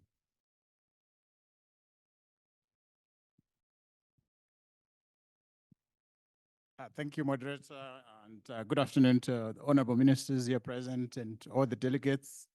A lot of the coordination effort that is underway has already been outlined by some of the speakers that came before me, as Stuart particularly. You know that at the Nairobi summit, the declaration was very specific in terms of the mandate for AD and NEPAD and the Commission to coordinate the support for member states, for the private sector and other players that are going to respond to the Nairobi Declaration. So that's our main mandate, and that's the work that we've been undertaking, since the summit. So to be specific, part of the requirement is for us to lead the development of a roadmap for implementation, and that work has started. We had an initial meeting that agreed on the steps to be taken, and we have a follow-up meeting that will happen before the end of this quarter to bring together stakeholders, key stakeholders, to really plan on how we really want to roll out the action plan, but also to reconcile and to coordinate our work plans and our efforts, our initiatives. As part of the mandate that we given at the summit was also to develop a systematic way of monitoring progress on soil health particularly, and we are already starting the conversations with knowledge partners, with other stakeholders that are particularly important to us achieving this objective, and looking already at some of the indicators that we have that we are looking to refine, to come up with a systematic way which we will integrate obviously within the existing CADAP monitoring framework that we already have. I must say that earlier there was a discussion on the regional hubs that are taking shape in East and Southern Africa and West Africa that are really important, that are going to be the key to driving implementation, and we're really supporting those efforts and looking at how best to make them successful and to be very pointed in the way they are going to support implementation. There is and a lot of cooperation from development partners, as you heard earlier, from the private sector that have been part of working with us to really look at supporting member states in a different spheres, the soil information systems, partnerships coming together around that subject matter as well, which are really important to pave the way for broader action going forward. Let me stop there. Thank you. Thank you very much, Dr. Mutemba. Again, we're delighted to have every single one of our panelists with us. We're also excited to have the Executive Governor of Jigawa State, Dr. Namadi.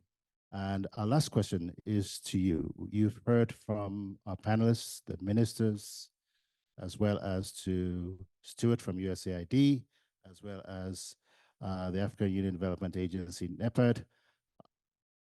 What's your reflection on all of this as we transition from AFFM1 to AFM2 What are your reflections and thoughts generally, particularly with regards to what governors like yourself or ministers themselves need to do to take advantage of the best strategies for aligning these with investments in fertilizer and soil health?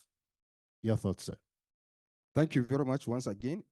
Actually, fertilizer is very important in terms of boosting productivity, especially in the African continent. But you see, the African fertilizer financing initiative is also very important. But I think they also need to understand there is need for them to empower private sector in this journey.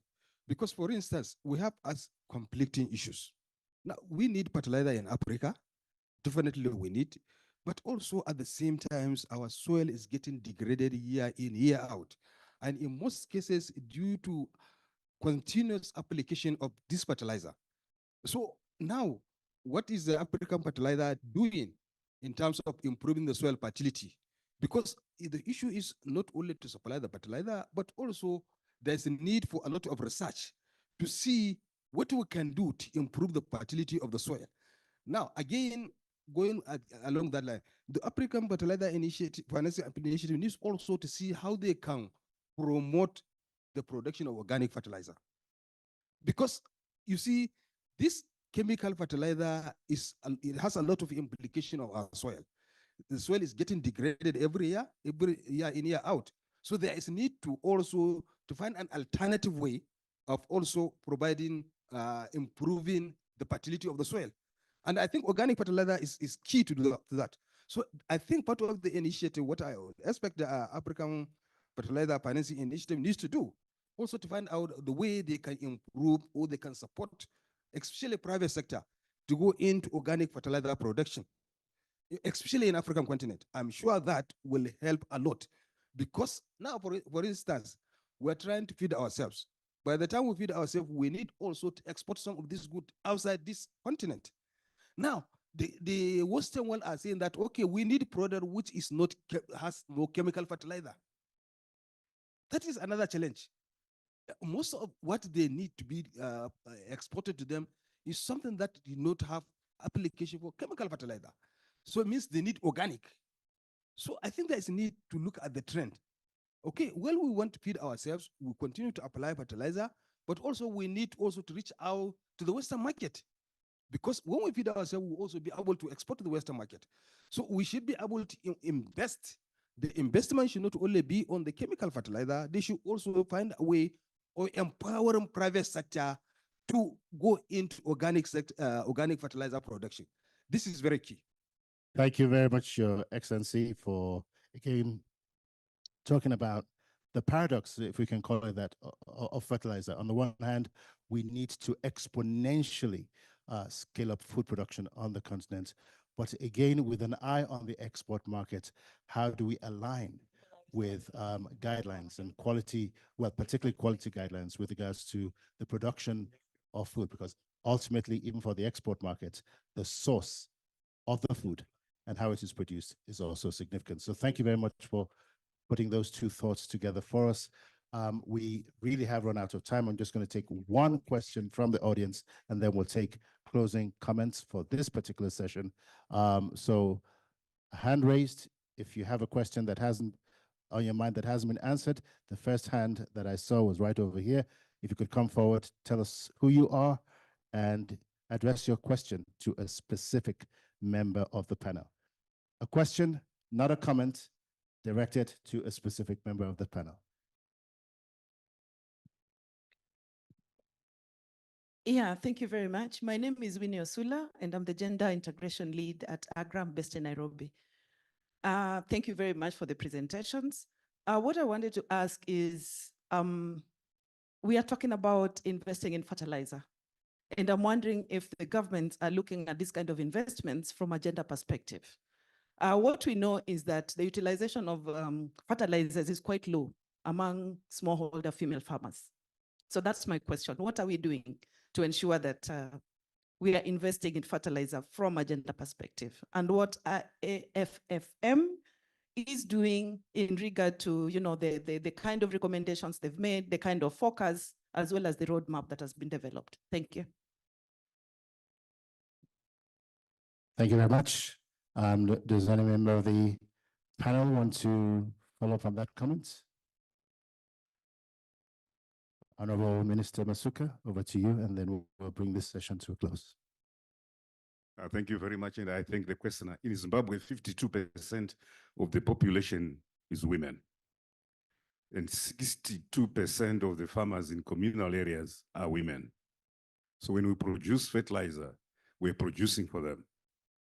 And we're making it lighter for them because they carry the burden of distressed households should there be no production, which is why we're indeed focused on ensuring that as government, we provide about $100 US worth of inputs to each household, 1.8 million. And we request 2 adults at a homestead, ordinarily women, to actually sign that they've received electronically, that they've received the inputs. So we are really focused on women. Without women, our production would be very low in Zimbabwe. Thank you. Thank you very much, Minister Masuka. Well, I'm going to turn the microphone over to someone in a few moments. And I think there are quite a few issues that have been raised, but particularly given the African Development Bank's lead role with regards to investment across the whole value chain of agriculture on the continent. I'll be remiss if I didn't call on a member of the bank, one to give a good account of what it is that you're doing in this regard, particularly with regards to soil health and fertilizer use and investments in that sector. So let me call on Philip Boahe, the lead for partnerships in the Department of Agriculture and Agro-Industry, to one, respond to that and then provide closing comments. Thank you very much. Thank you very much, Victor. As Marie-Claire rightly pointed out, Honorable Ministers and Your Excellency, AFFM 2.0 is really in the offing. And as part of what the bank is doing, in addition to provisions in the 10-year strategy, we are also going to design a new Feed Africa strategy that starts next year. And whatever provisions that are in AFFM 2.0 will also be anchored on the new strategy for Feed Africa. So the bank looks forward to committing $1 billion in terms of additional financing for fertilizer. And this will be done through guarantee instruments, partial credit guarantees, and also additional financing to initiatives that are already ongoing. As you may be aware, through the Agricultural Food Delivery Compact, we are already investing quite a bit. The target is 10 billion over the next 5 years. And as I indicated in the morning, we have already approved over $740 million from last year. This year, the planned target is 2.2 billion. And over the next 4 years, we are going to make sure that we reach the target of the 10 billion that we're talking about. But within the country level projects, there are provisions in there to really support the activities of AFFM to make sure that we mutually reinforce our efforts. So the bank remains committed to ensuring that we are able to bridge the fertilizer supply gap. And I would like to use this opportunity to provide a few closing remarks on behalf of the director, Martin Fregene.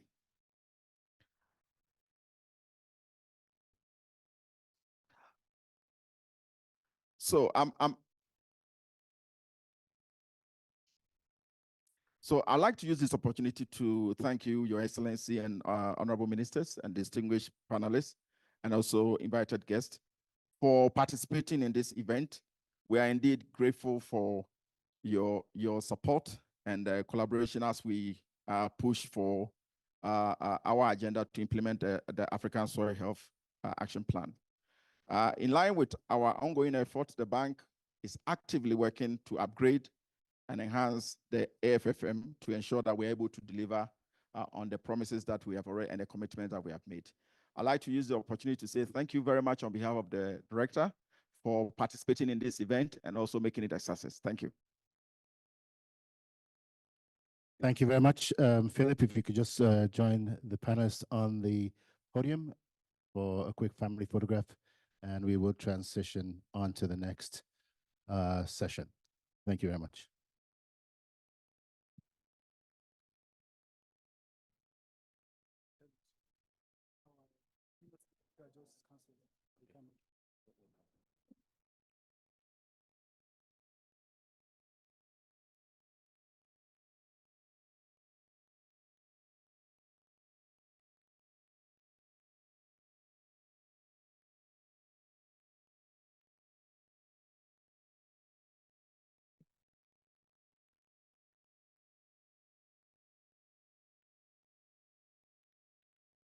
Once again, Your Excellencies, Honorable Ministers, thank you very much for joining us. We'll take the next 2-3 minutes to change the nameplates and proceed with the next session.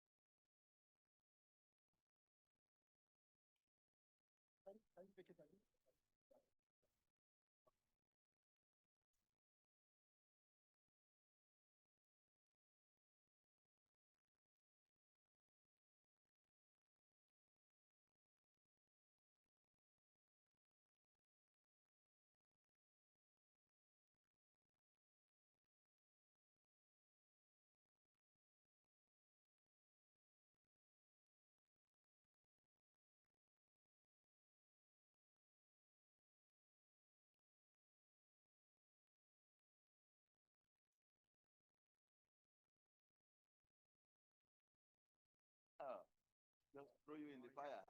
So now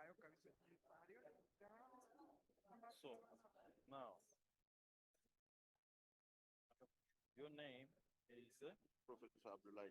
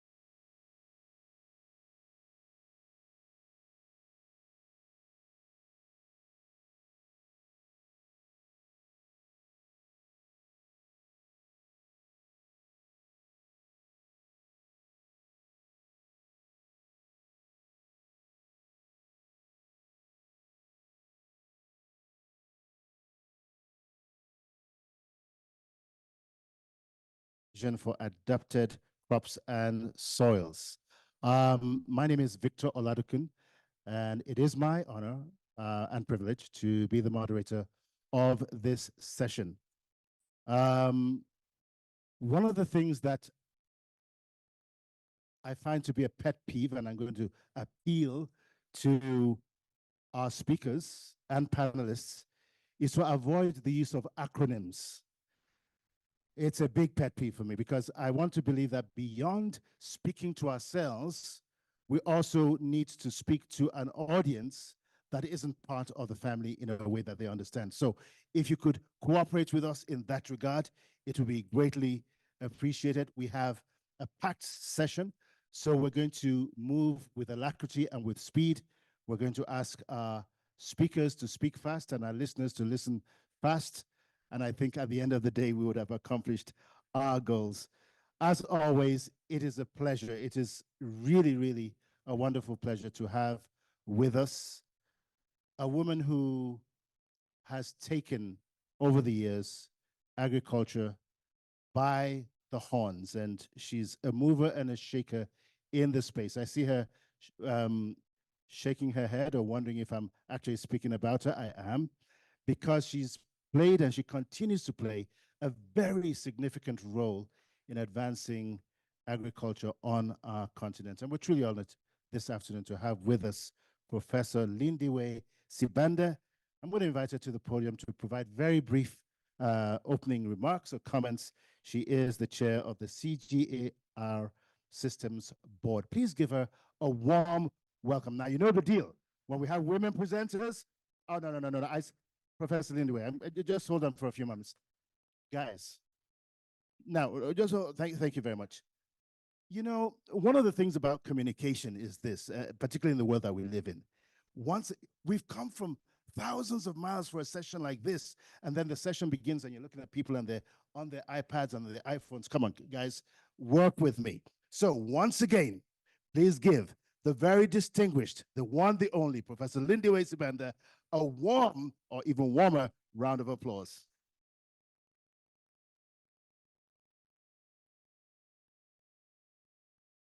This sounds like a big show that's about to begin. And it is indeed that. Excellencies, thank you for joining this session. This is a very important session. We are on African soil, talking about Africa. We have committed to the transformation of Africa. We need partners who buy into that commitment. I'd like to celebrate the African Development Bank for its commitment to helping us drive the agenda for African agriculture transformation, and that's TAT. Two acronyms that I will allow you to mention. He's not looking. It's TAT and VAX. Through TAT, we have celebrated the achievements. I, for one, have seen my own head of state coming in with his minister, sitting in a room saying, we want TAT, we want technologies for transforming Zimbabwe. We want technologies for transforming Africa. Dakar 2, we witnessed a first of its kind, thanks to the African Development Bank, where our heads of state stood up and committed that we will not transform agriculture without the right technologies. I'm happy to say that VAX has taken it a step further. The V stands for a vision. I'd like to thank Carrie Fowler, our very own 2024 World Food Prize laureate, who planted the seed for VAX. It looks like you have to be a World Food Prize laureate because I believe TAT seed was planted by our own Dr. Akin Adesina, the president. Now we have another laureate who has planted a seed. His vision was, where are those orphan crops? Where are those grandmother crops that you Africans are neglecting? Let's go back and find out. Are they nutrient dense?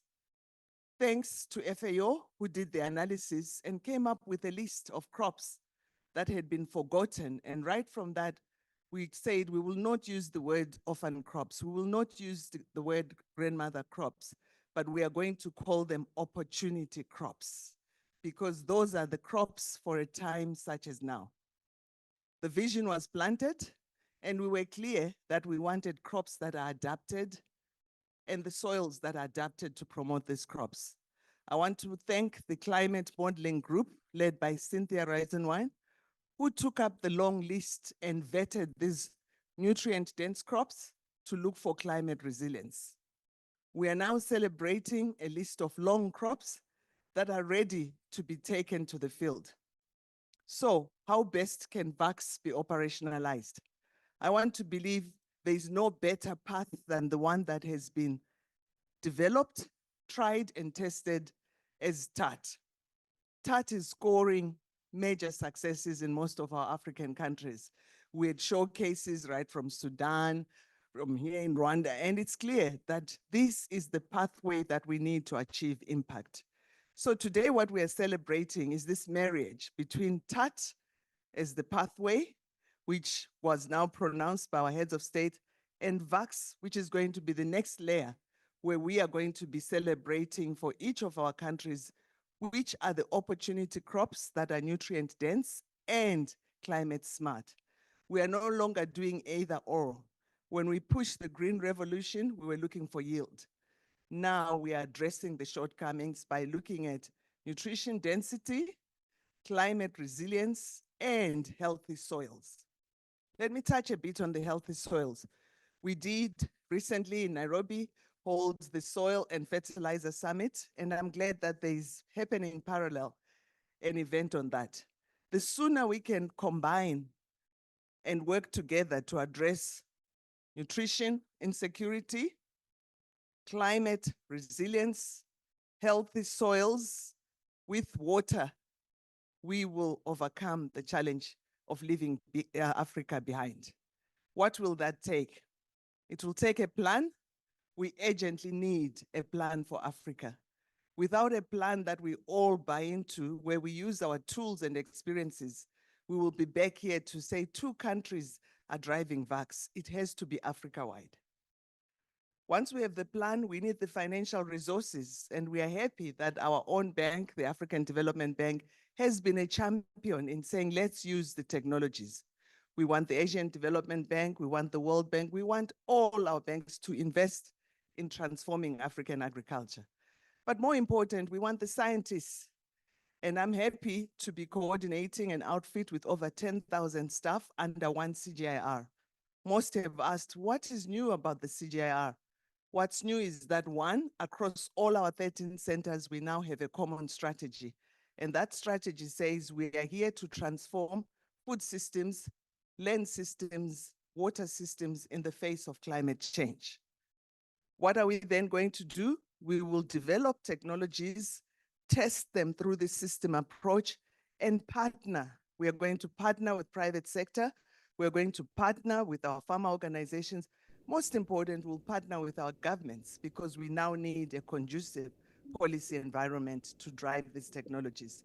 So let's celebrate the coming together under the African Union of the multiple partnerships that we need to deliver Africa out of poverty.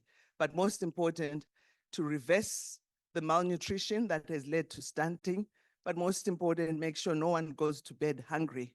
When our pantry has got limited food supplies, and VAX is an opportunity to go back to those crops we had forgotten and bring them to our pantries, from farm to fork.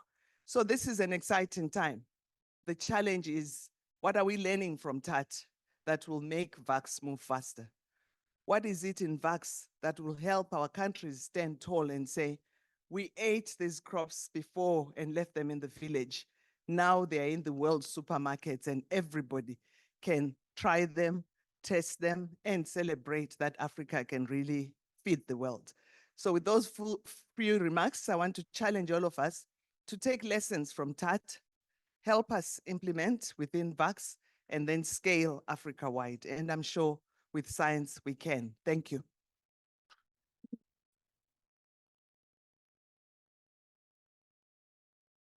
Professor Lindiwe Sibande, thank you very much for those extemporaneous remarks. And I must say, over the years, I've never heard Professor Lindiwe speak from notes.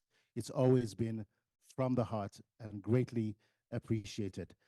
Highlighting for us there the marriage that needs to take place between TAT, the lessons learned, and TAT has done a phenomenal work in a very short period of time, and connecting that with VAX. Thank you very much for setting the stage for us in that regard. Now, much earlier, after one of the sessions, somebody came up to me and said, "Oh, I'm really disappointed. There were no women on the ministerial panel." And I said, we need more women in ministerial positions, and the more we have, they will be on the panels. But I'm glad that this afternoon, we're having a session kicked off by two very significant women in the global agricultural space. It gives me great pleasure to introduce and to welcome to the podium our next speaker, without whom we and her institution, we wouldn't be here today. And it would be remiss of me if I didn't give her an opportunity to also challenge us and also speak from her heart. Please give a very warm welcome this afternoon. Warm welcome, Dr. Agnes Kalibata, the president of AGRA.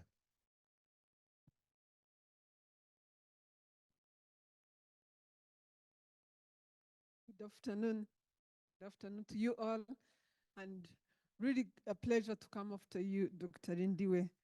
I'm going to start with a story, a very interesting story. I've already given this speech somewhere, believe it or not. I went to this meeting and I had 4 or 5 papers and I started giving the speech, and I gave it to conclusion and they clapped. So I must have said something right. So, and you all must be doing something right because they did clap. So I really wanted to appreciate this partnership that is in this room, the work that is going on with African Development Bank, the coming together of these institutions, State Department, and the leadership on VAX, and many other institutions that are joining this partnership. There's no question, and I can't put it better than Lindiwe put it, that the work that TAT is doing in advancing technologies on the African continent is very critical, putting technologies in the hands of farmers. And there's no question that Africa continues to survive these mega challenges that we have in global shocks because of these crops that we call orphaned crops. These crops that never let us down, but we keep letting them down because we don't focus on them enough. They don't go anywhere. They're here for us. I think what we could do differently this time is to give them the attention they deserve. And that's where VAX comes in and where these partnerships come in. We had 2 major disruptions following each other that were extremely critical to how we access food. That was the COVID crisis, interrupted trade in a big way as we know it, and the Russia-Ukraine crisis. Each time any of those crises happened, people are like, we don't know what's going to happen in the African continent. Oh, the African continent is going to, when the COVID-19 gets to Africa, everybody will die, except nobody. I mean, of course.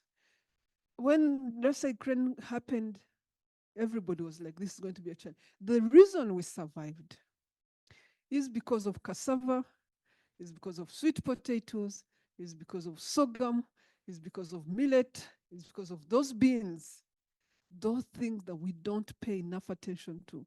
It was not because of wheat, let's be honest, because we were not able to access wheat, right? So why don't we start doing well what we do well?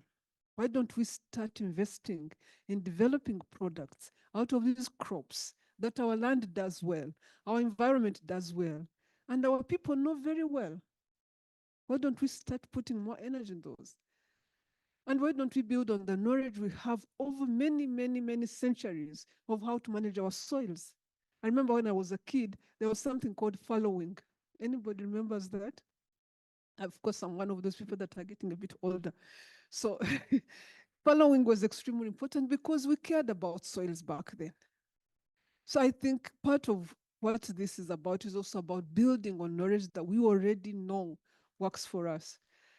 And of course, recognizing that the food system perspective brings back one thing we have completely put in the background for a while, the environment that we use.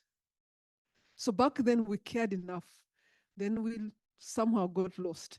We need to get back to the food system that recognizes food is number one in how we eat, food is number one in nutrition, but food must take care of our environment as well. So I am really happy that we are now looking at this this nexus in food that allows us to look at these issues, at crops that are very, very, that are common here, and crops that we know well, and technologies, African technologies that we were beginning to forget about. So to advance this whole agenda together, I'm happy to say that AGRA and FALA have agreed to co-chair the platform, the African platform for the VAX initiative. So we'll be working with many of you. And I do wanted to call out 3 areas that I think are extremely important to focus on as we go forward. The first one is, like I said earlier, the role of private sector and really how we start looking at these commodities as something that we can do well, creating businesses around them, creating business ecosystems around them. Nothing comes from nothing. Yeah, I mean, even maize, we had to start from somewhere. So why don't we do it for sorghum? Why don't we do it for millet? If really these are good enough for us. So that's, and of course, Lindiwe has committed that the research is already moving, and we applaud that. We need to also have policies that advance some of this work, that make it possible when private sector comes into this to be able to do it well, that recognizes that we will have to put stronger emphasis and efforts and resources to get this work moving. So governments have a role there to play, and I hope that that they can do it.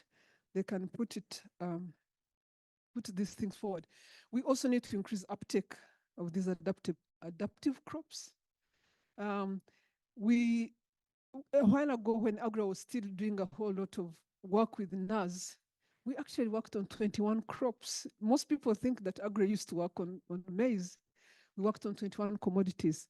Most of those commodities was about getting better groundnut, building on the work of the CGIR, I must say. We are not your typical research institution, never have we been. But we're really building on the work of the CGIR to ensure that the NAS had the capacity to be able to do what they do well. And those 21 commodities did one thing. They increased yields for farmers that were struggling with pests. They increased yields for farmers that were struggling with diseases and you know, really, really simple challenges, but addressable challenges that were easy to address, and huge capacity out there in the NAS. So let's build on what we already have. We are building on an ecosystem that already exists. We're building on knowledge that is localized, and we're building on crops that are extremely localized and have that advantage. Let's bring technology. Let's bring, you know, everything that we now know to advance these commodities, and you can count us a partner in this effort. So thank you very much for inviting me, and I look forward to these initiatives and the efforts we are beginning to build together. Thank you again.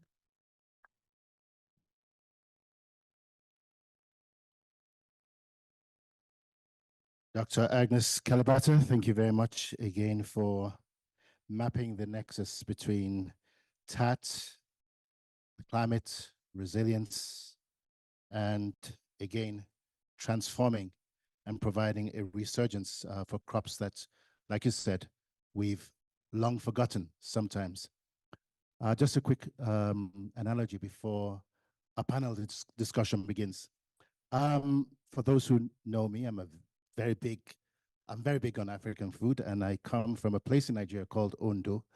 And there, pounded yam is the big thing. I mean, if you go visit anyone and they offer you rice or whatever else, you're really not welcome. But pounded yam is the big thing.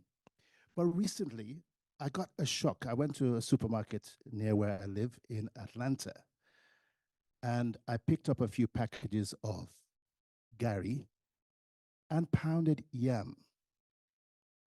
Well, thank you. But what shocked me was that, again, I wanted to find out where it was from. I thought, okay, maybe Ghana, maybe Nigeria, and to my horror, these two staples came all the way from China. And I thought to myself, oh, wow, wait a minute, we're missing something here. And I went to another supermarket, the very same thing. We have our work cut out for us. It's not just producing food, accelerating the production and the quality of it. It is also gaining a niche into an export market that is worth billions and billions of dollars. So thank you very much, Dr. Kalibata, as well as Professor Sibanda, for your opening remarks.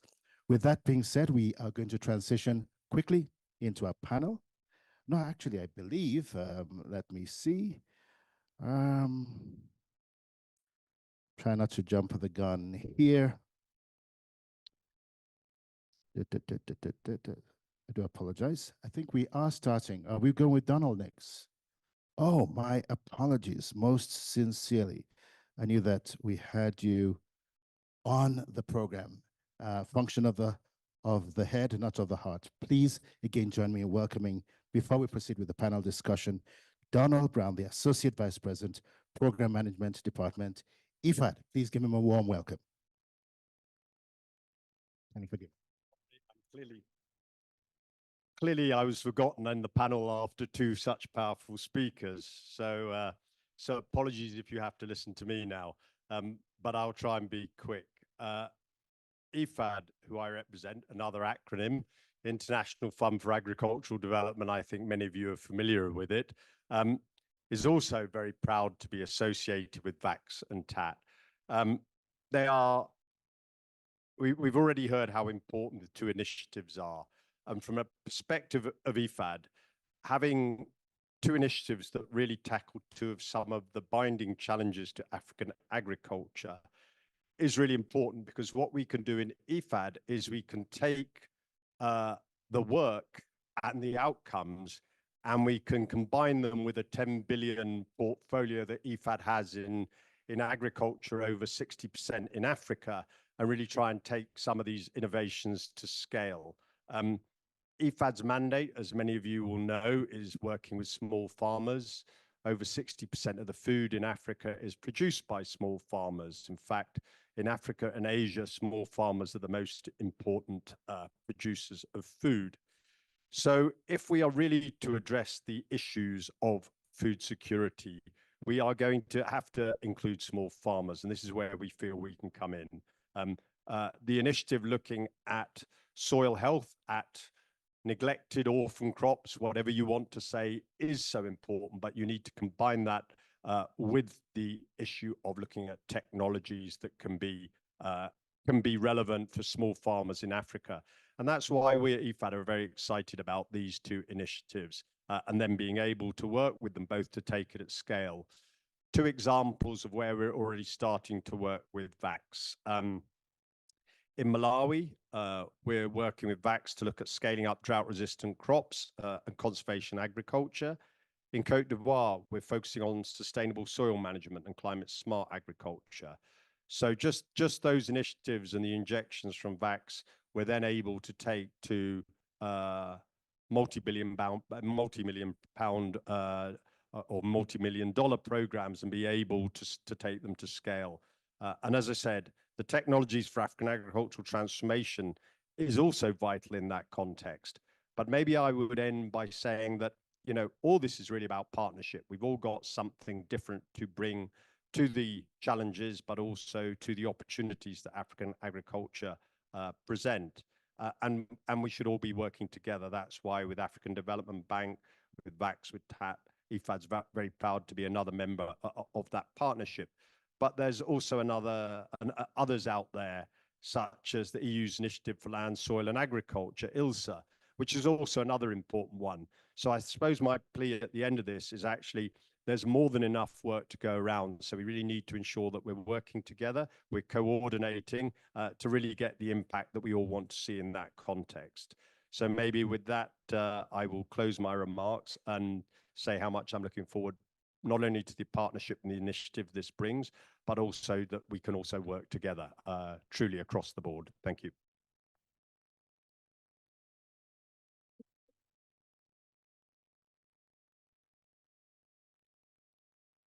Thank you very much, Donald. And as you can see from the applause, you're certainly in good company here.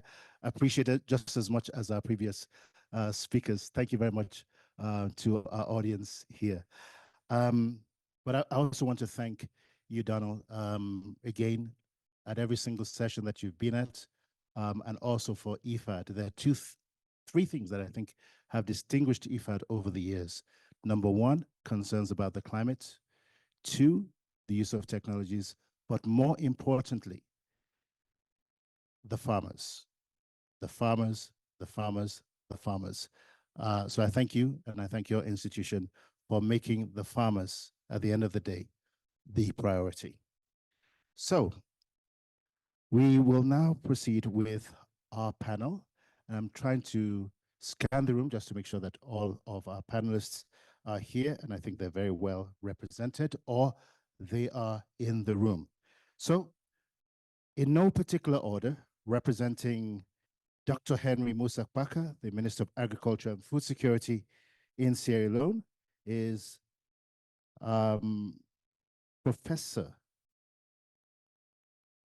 Abdullahi Jallo, and he is the DG in the Ministry of Agriculture. I do apologize, we just got notification a short while ago, so please give him a warm welcome. You can't miss him. He's the tall guy walking down the aisle.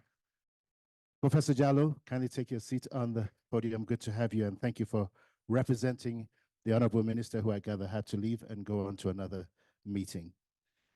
We also have with us the Senior Advisor, Office of Global Food Security, the State Department, working on Africa and Feed the Future portfolios, Michael Bittrick. Thank you, Michael. Please take your seat.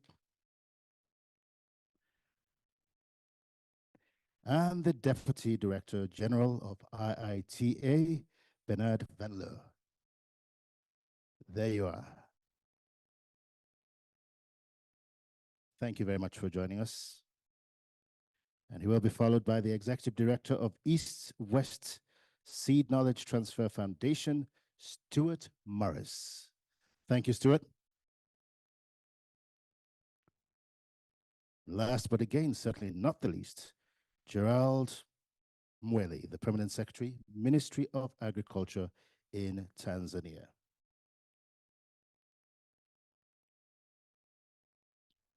Now, while there is a seat over there, I just find it a little bit inconvenient sometimes because I also like to engage with the audience, and I find out that I'm side profiling the panelists every single moment, but this gives me a better vantage point to again engage the panelists as well as the audience at the same time. So kindly forgive me for that, but that's just the whole reason behind that. I'm going to start with Professor Abdullahi Jallo, and as your minister articulated earlier, your country really does have very, very ambitious agricultural plans, doing a lot with much more to be done. So I'd like you to share your insights and the lessons that you've learned from past policy frameworks, as well as the initiatives that you're currently involved in that highlight successful strategies and challenges faced by not only your country, but also the farmers, and how best you can take advantage not only of TAT, but also VAX.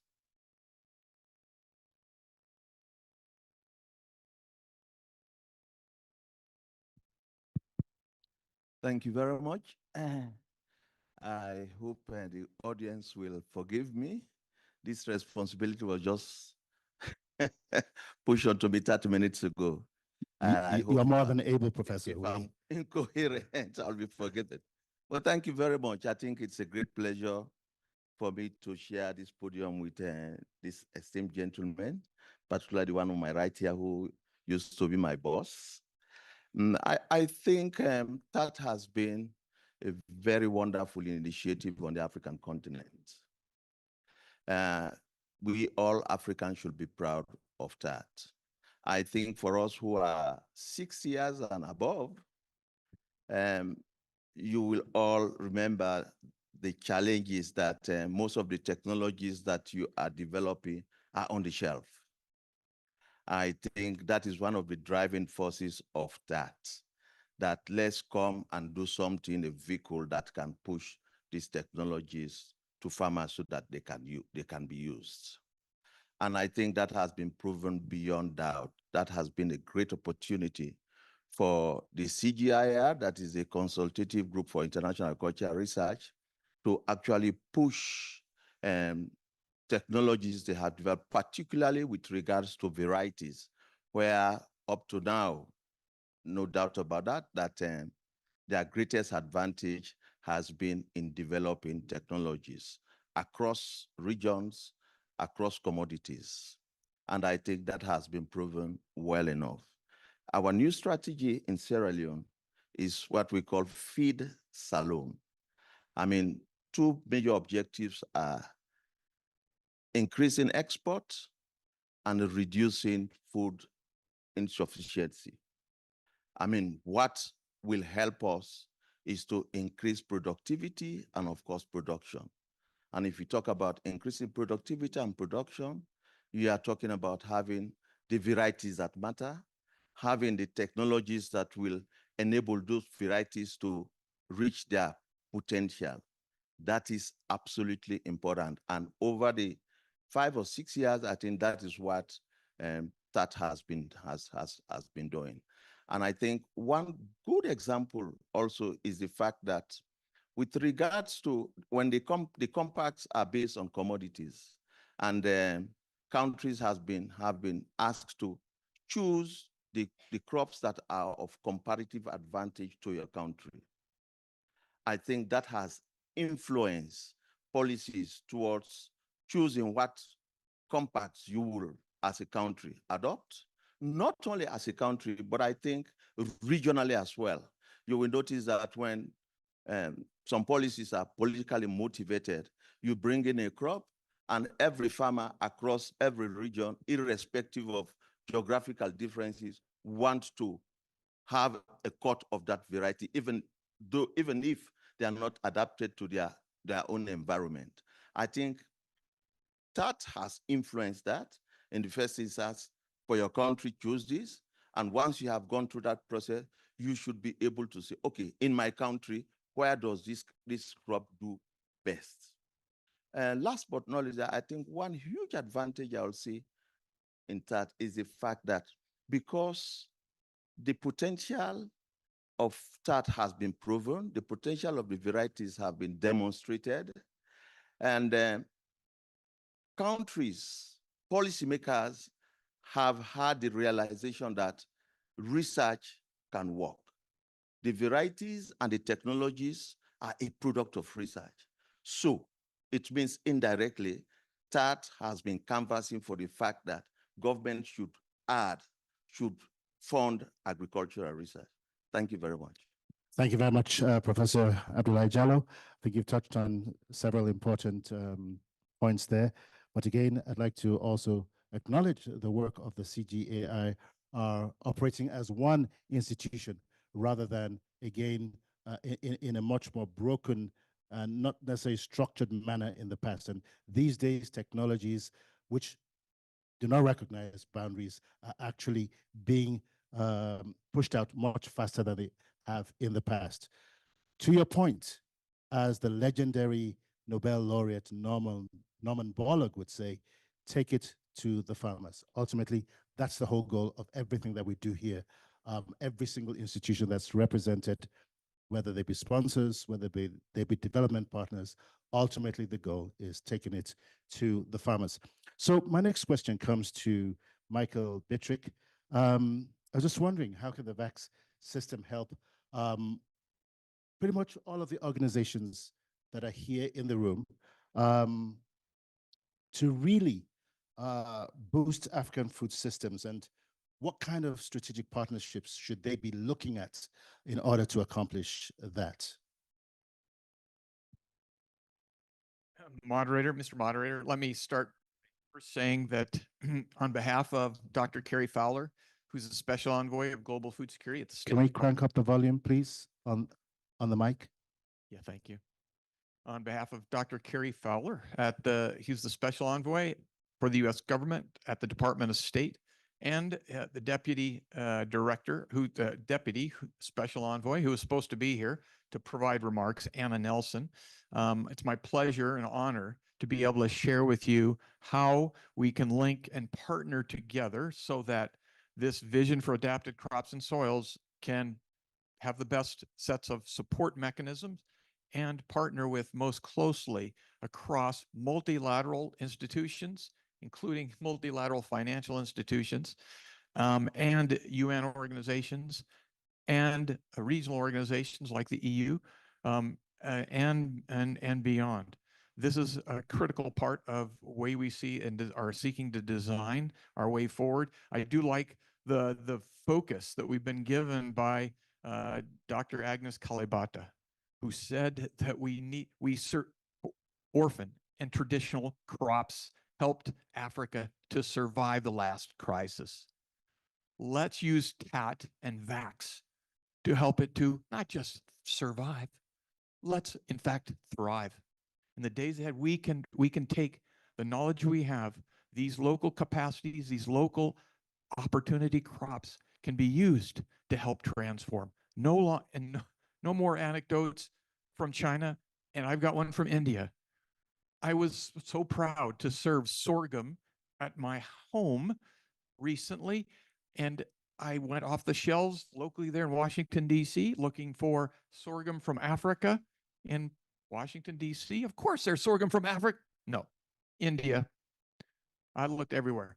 India. Let's, as part of this work and this effort, let's ensure that a year from now or 2 years from now, panelists on these panels will be talking about victories in markets in local communities, in national level communities, regional markets from the AU Commission and the REX, as well as from the AU, but also international. And this is where we see real transformation taking place. So we want and those partnerships are not just national governments and international organizations. Those partnerships are down to the smallholder, fundamental, but also to the market. As Agnes Kalibata is well saying, private sector has got to be part of it. If they're not in the game, then we are not going to transform Africa. Michael, thank you very much. And I think just in line with what you just said, the reason why VAX is feasible and possible is because TAT has already shown that it is. So TAT gives us great confidence that VAX not only will make a huge difference, but very soon also. I'm going to come to Bernard next. And my question concerns, we heard in the previous panel a whole lot, not just about fertilizer, but also improving soil health and ensuring that both of them go hand in hand. Just from your experience, I'm just wondering here, what are some of the best practices that you can share with the audience? And are there any particular stellar examples that you would mind sharing with us in this regard? Yeah, thanks, Mr. Moderator. I think there's a number of dimensions to that answer. Yeah. The first dimension is rather technical. What are soil health practices? In this meeting today and also in other places, you often hear anything soil health practice management equals organic fertilizer. I heard that a number of times. I would like to requalify that. Managing soil health needs the combination of a number of outputs, including fertilizer, including lime when you have soil acidity, but also recycling crop residues or legumes if you need organic input. So it's more than just looking for the next source of organic fertilizer. Of course, organic fertilizer is good, and if we can use it, of course, we should use. So the first point is technical. What is the evidence that's available around practices that actually have a positive effect on soil health, and how do you combine for specific conditions and soils? We already talked about the diversity that you have on this continent. Now, through the Excellence in Agronomy initiative, we've actually gathered a lot of that evidence, and it's being added to the TAT catalog. So it should become available to all of us. There's a second dimension also. There are no silver bullets. There is not something that works everywhere all the time. It simply does not exist. So the second question is we need to understand what enables the uptake of those practices. What is it that drives uptake? And linked to that, relate those drivers to the prevailing production conditions in a certain context. In Rwanda, in Burundi, and Congo, all in the Great Lakes, the sort of interventions you apply are not the same because those enablers are so different. So I think that's the second dimension. And the third dimension to really facilitate scaling as co-investment. We discussed it in another session this morning. Fertilizer and soil health are necessary, but they need co-investments in market access and all sorts of other dimensions that make sure that people who invest in fertilizer and soil health get returns by selling their produce or adding value or other things. So I think these are the three critical dimensions that are part of the answer. An example, you referred to Norman Borlaug and thoughts. At one time, we were working in Nigeria, is it still working? Kano Kaduna area. Sakawa was working there on their traditional approach. Maize, hybrid maize was promoted in all their demonstrations. Hybrid maize and rather large amounts of fertilizer. That was what they were promoting. At the same time, in IT, in the same environment, we were working on what we called integrated soil fertility management practices. So we were working on dual-purpose soybean, which produces a lot of biomass and leaves a lot of organic inputs to the following maize. We worked on how best to maximize the use efficiency of fertilizer. So all that was happening. And at one time we met with Sasakawa. And in those days it was not common to, I'm talking about the early 90s. We were still a bit separate.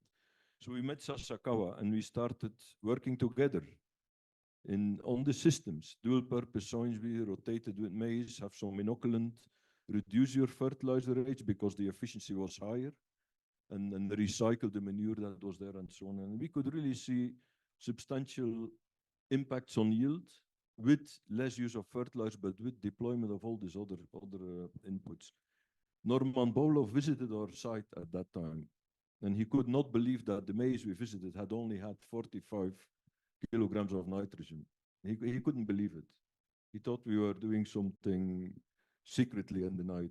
So that's one example. Today we are still working with Sasakawa, but working on locally relevant agronomy recommendations because the science has advanced a lot since then. There's a lot more stuff we can do that we couldn't do at that time. So that was the example I had in mind. Thanks. Thank you very much, Bernard. I'm going to come to Maurice next. The fact of the matter is that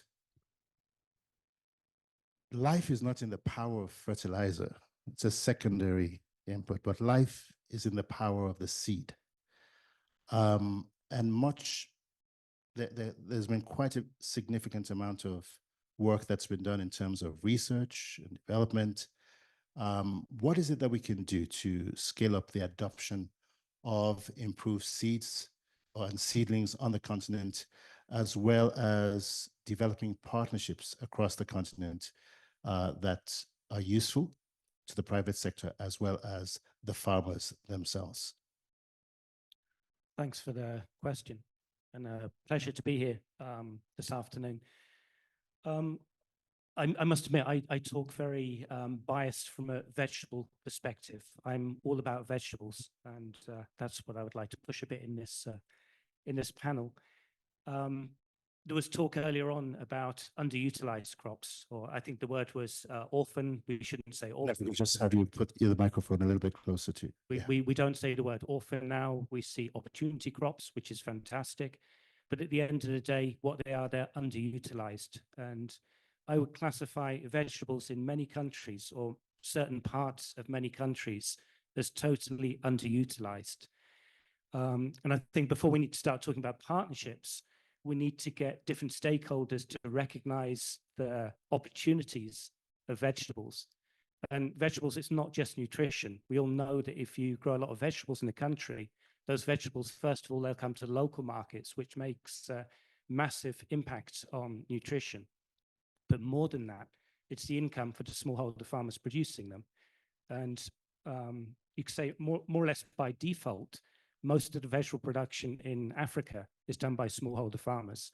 There's very little large-scale commercial farming, high technology farming. And this can really be improved. It's not really rocket science to improve it. It's a lot based on knowledge. But to bring knowledge, we need much more investment into training. We talked about technologies earlier, and I fully agree technology is needed, but let's not exclude just simple knowledge on agronomy. When I look at most vegetable farmers in the countries where we're working in Africa, most of them are getting less than half the yield that they should.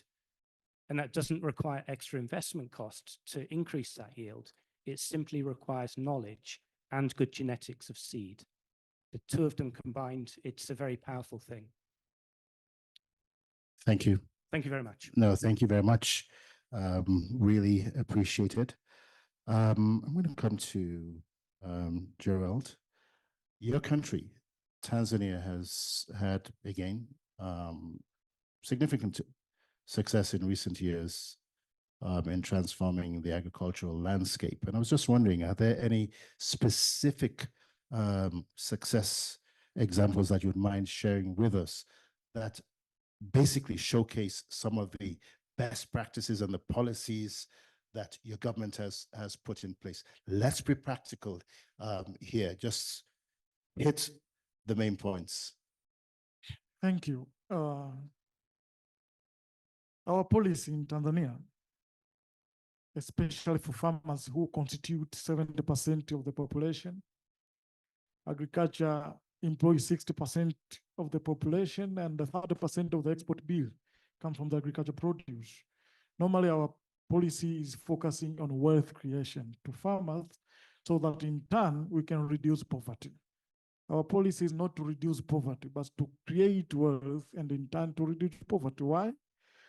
One of the challenges for many, many years, the world, Africa, and my country, we are safe from hunger because of these small-scale farmers. And when we are told to go and count the number of poor people, all are from the farming. That means the prosperity of the people in many township is in the expense of farmers. And what we did is first to incentivize farmers to farm. How? Is to structure the market platform. For example, I'll give you an example. You told me to be practical, and I'll be practical. I'll use my 2 minutes to give you practical examples, what we did to incentivize the farmers to farm and to continue practicing farming. First, most of the farmers, farm produce, we are being bought by middlemen. Farmers were getting 20% from the market share. Speaking of the prices. From last May, we introduced online marketing. All produce from farming, after being harvesting, we are putting them in the warehouse, and all the buyers, even you can go to online, you give your password, you bid, you get the best price, and that amount goes direct to farmers. For the last 4 months, we managed to go $277 million direct to farmers. Compared to previously, farmers were mainly getting maybe 30% of it. And the so-called traders or middlemen, they are getting the rest. That's why every day we are counting the achievements in terms of the produce, but the number of poor people are increasing in many of our countries. So we are incentivizing the farmers to still remain in farm. Secondly, is mechanization and agronomic practices. The number of extension services in my country is estimated to be around 13,000. 5,000 for livestock, and the remaining is for crop But one of the challenges we had previously is to have those extension services giving service to the farmer. They are existing, but can you speak into your microphone? Yeah, they are existing, but they are not giving the right advice at the right time to the farmer so that we can improve the productivity and the practices. What we did, we digitalize extension services. Now, all extension services are registered. They are given gadgets. And whenever you are visiting a farmer, automatically we see the coordinates.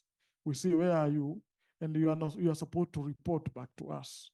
For the past 1 year, we managed to increase the productivity twice, especially to grains and legumes and the potatoes, especially speaking of those parts, speaking of the vegetable component as you put it.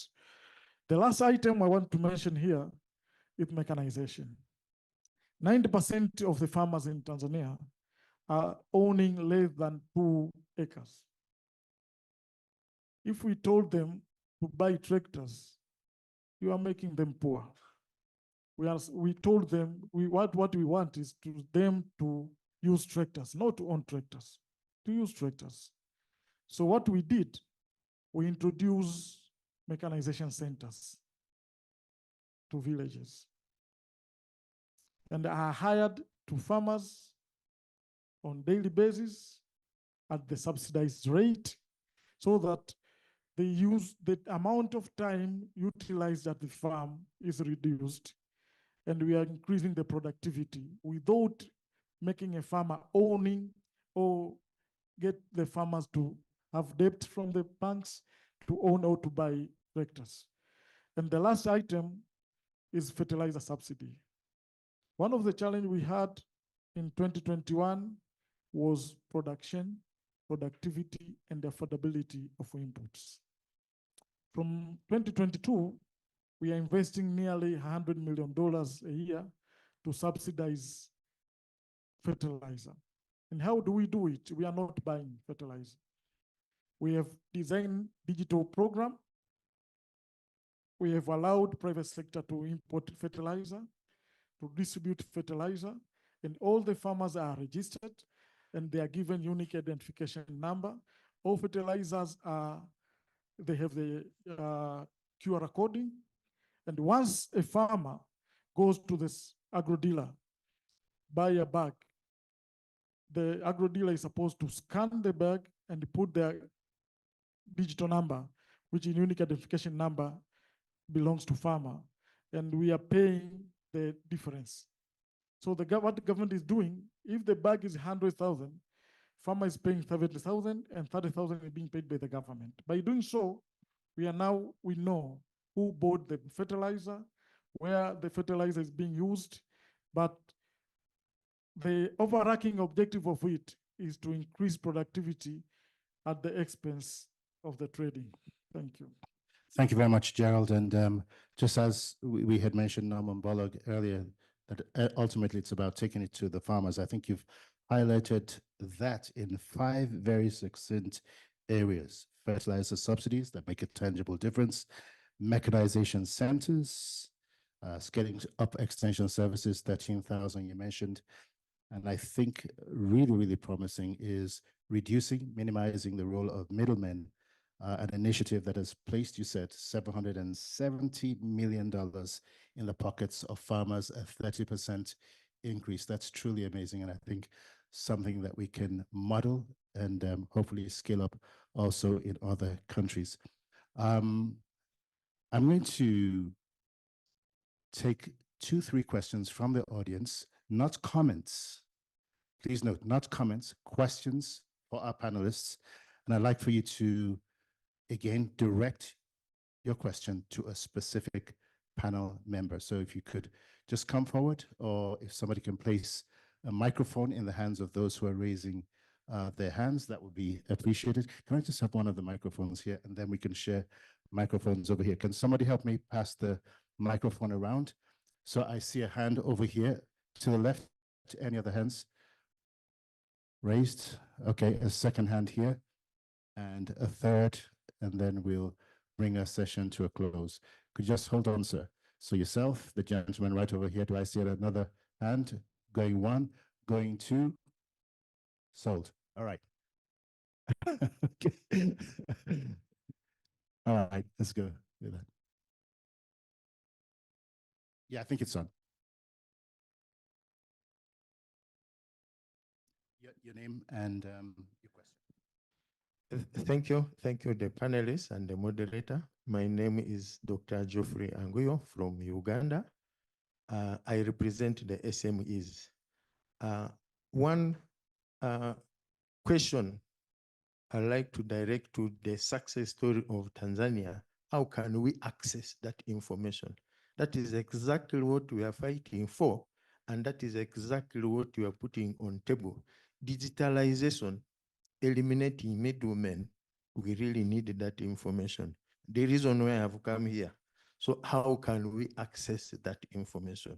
Two, SMEs in Uganda, 80%. So there's a lot of talk that is high-powered and it intimidates the SMEs. So we are talking of monies from 50,000 as low as, but then the funding is talking of from 5 million. Then where is that one? All right. So how do we harmonize that? Thank you. 80%, they are not receiving the money. All right. Thank you very much for your question, a very valid one. And I think we're going to come to Mr. Mwele and also to Donald to respond to that. But let's take the second and last question right over here, and then we'll come back to the panelists.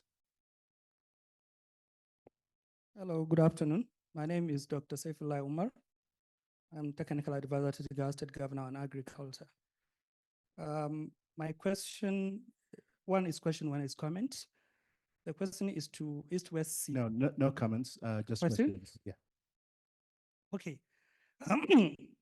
The question is to East-West Seed Foundation for Transfer of Knowledge. In Nigeria, we have a situation, especially in northern Nigeria, where temperatures is between around the month of April, May, June, July, where there is extreme heat as high as 40 degrees Celsius. So what I want to know, I know East-West is in Nigeria promoting some tomatoes seeds, but up to this point, there are still scarcity or limited availability of heat-tolerant tomatoes varieties that can be accessed by the farmers. Because around this period of time, you see that the prices of tomatoes, fresh tomatoes, go as high as 200% increases. Well, down the line, few months in November, December, January, the prices is actually even ridiculous for the farmers. Thank you. Thank you very much. And just by way of context, before we come to the panel, Northern Nigeria has probably some of the most oppressive heat indexes in the country. But I think in addition to the lack of heat-tolerant varieties here is the lack of refrigeration and processing, which is a huge potential in that particular value chain. We'll come to Mr. Mwele first to respond to that question, and then we'll come to. So you have a question also? Oh, great. So it's very rare that a member of the panel also shoots off a question. So let's do that. Very inspired by our kaka in Tanzania. So we have seen great success there. Please let us know how we can ensure soil health analyses are part of this conversation and the support to the smallholder. Very good question, Mr. Mwele. The stage is yours. Yeah. First, let me register my invitation to you for the study tour to Tanzania. That's the best way to see how things are happening there. Secondly, it's my call to AFDB and AGRA to have a learning platform, online learning platform for all these achievements. Because today I will respond to him, maybe other people are doing better. And we need to have somewhere to have a platform so that we can learn the best practices. So my plea is let's have a learning platform under AGRA or AGRF And this should be one of the outcomes from this kind of conversation. Last is I'm more than happy to have a conversation with you after this meeting on how we can engage further. Coming to you on soil. In Tanzania also we have a program because after 2 years, we are planning to have all our fertilizer used to be based on the soil test and soil health. And so far, we have 2 blended fertilizer factories. We are blending fertilizer based on the soil healthy and all other factors pertaining to the agronomic practices advices. The best way to do it is to enhance the capacity of the extension officers to do soil tests to farmers, because there are 2 challenges when you are dealing with the soil test. The first is to do a soil test. Secondly, to advise and how can we change the practices. So the best way is to use the extension services, because these are the frontliners who are meeting farmers every day, building their capacity, equipping them, and having the platform of reporting what is really found based on the assessment being done. Thank you very much. Very well said. And I'm now going to come to the panel and give each one of you 90 seconds each just to provide closing comments. 90 seconds is the equivalence of 200 words. So keep that in mind. Yes. Oh, sorry. Absolutely. Please go with that. I do apologize.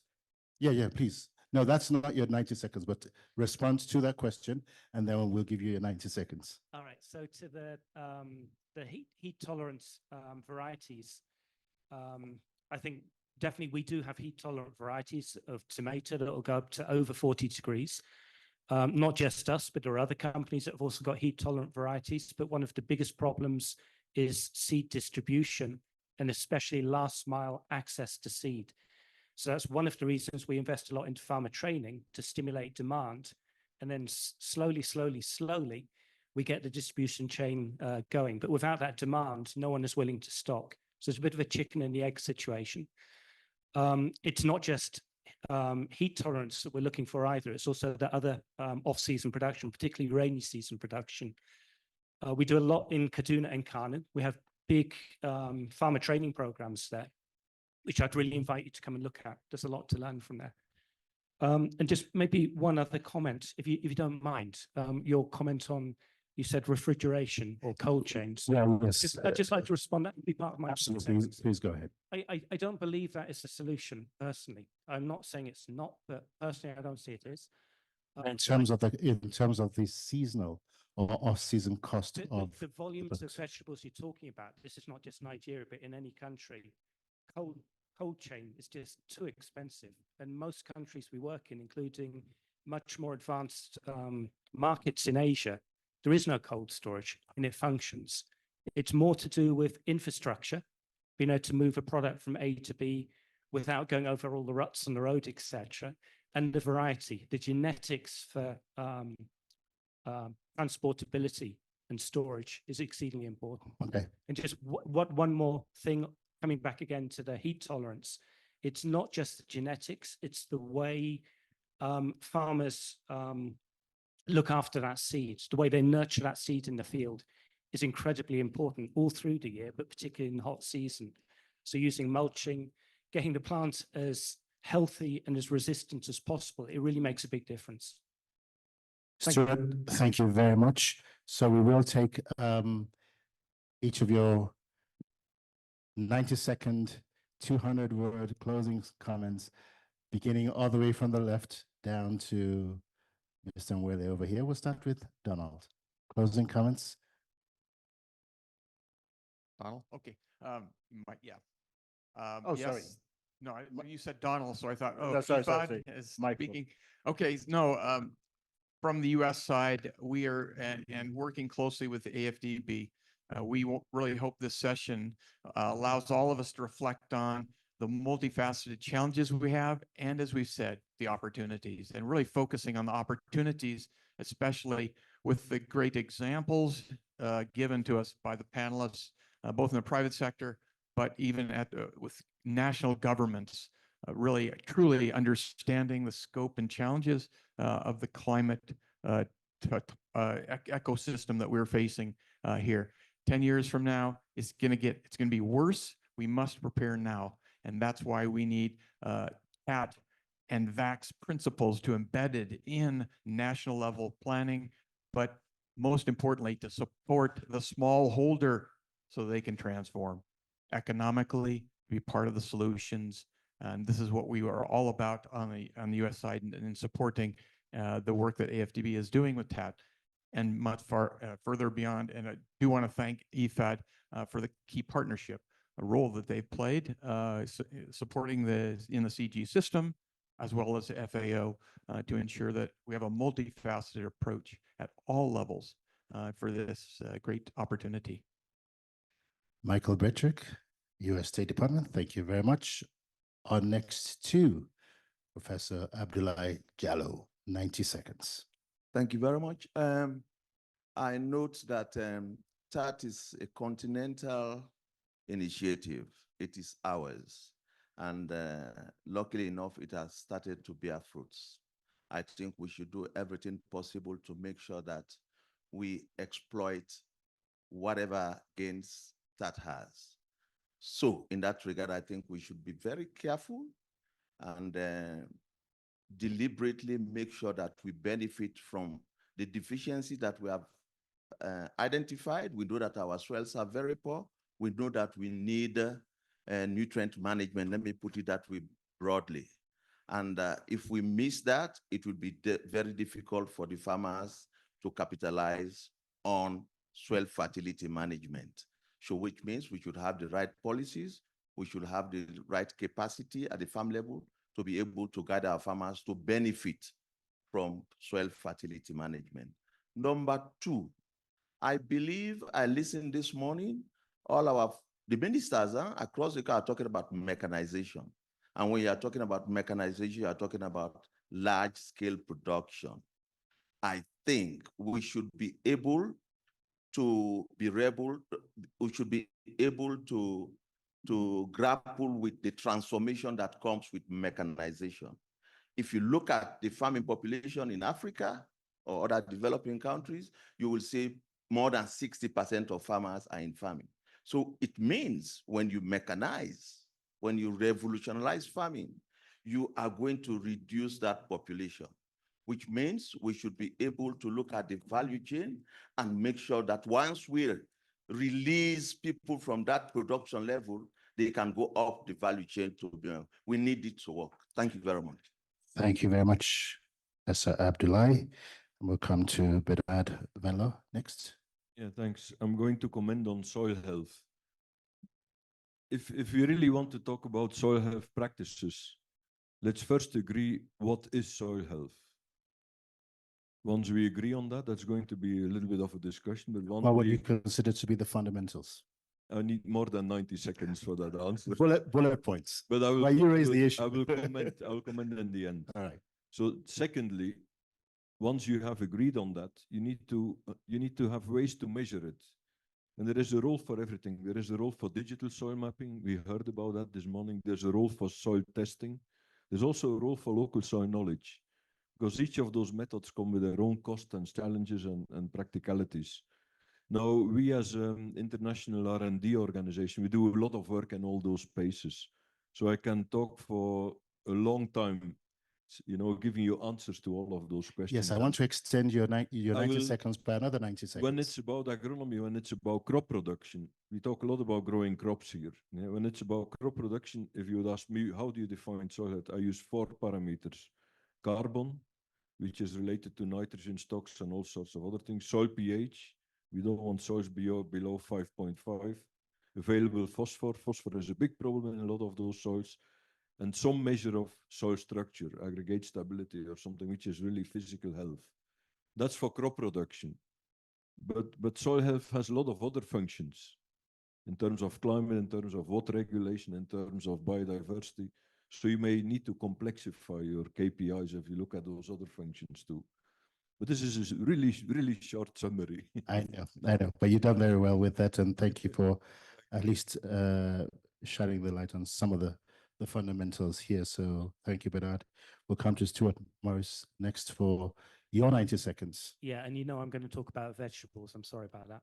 Well, but just before you do, is it any surprise that when we were growing up, our parents used to say, eat your vegetables.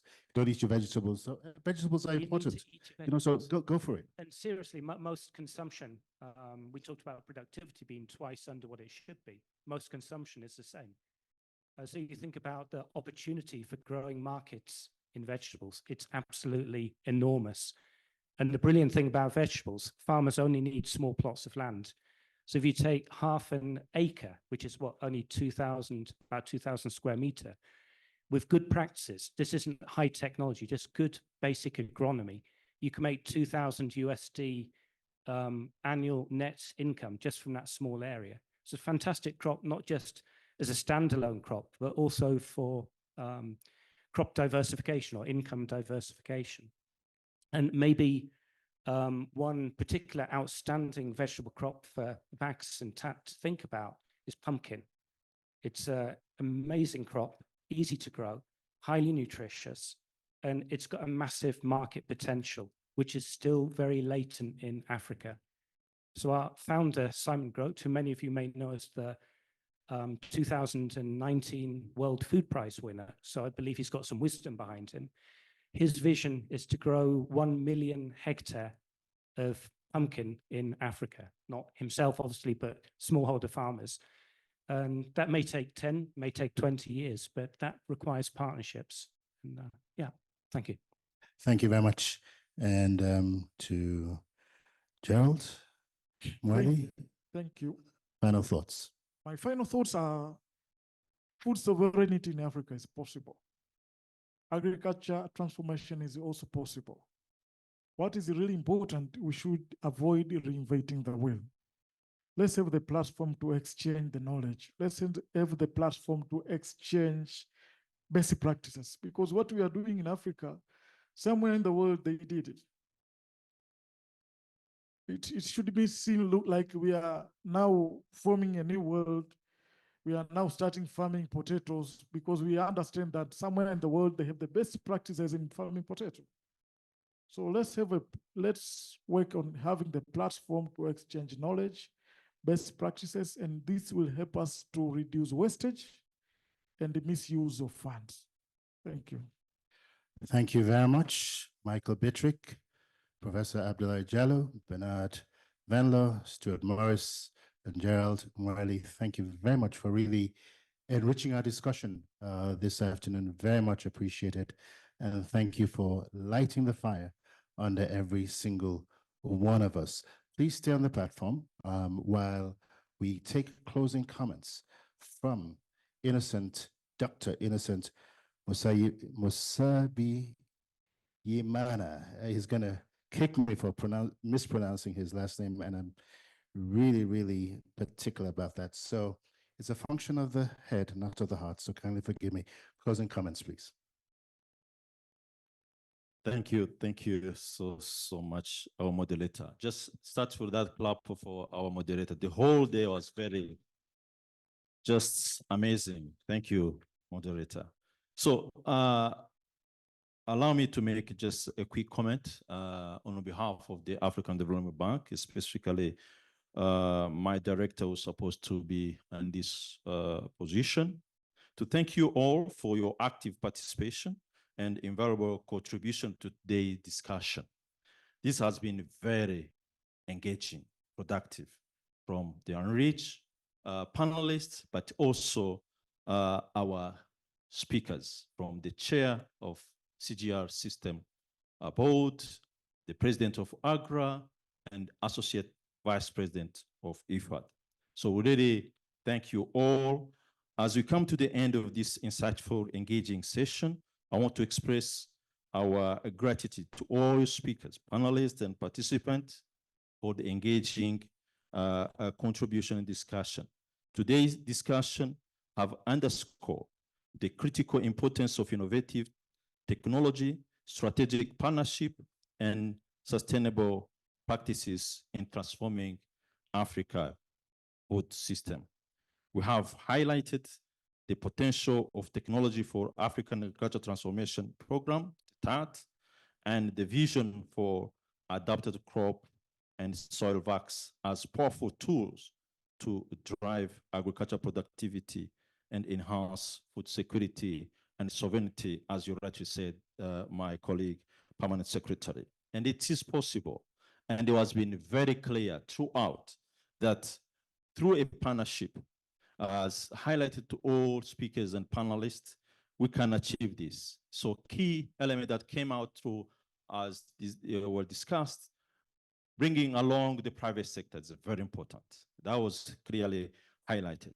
The role of the government as we set up the policy for drive this VAX program, and also building on the existing framework.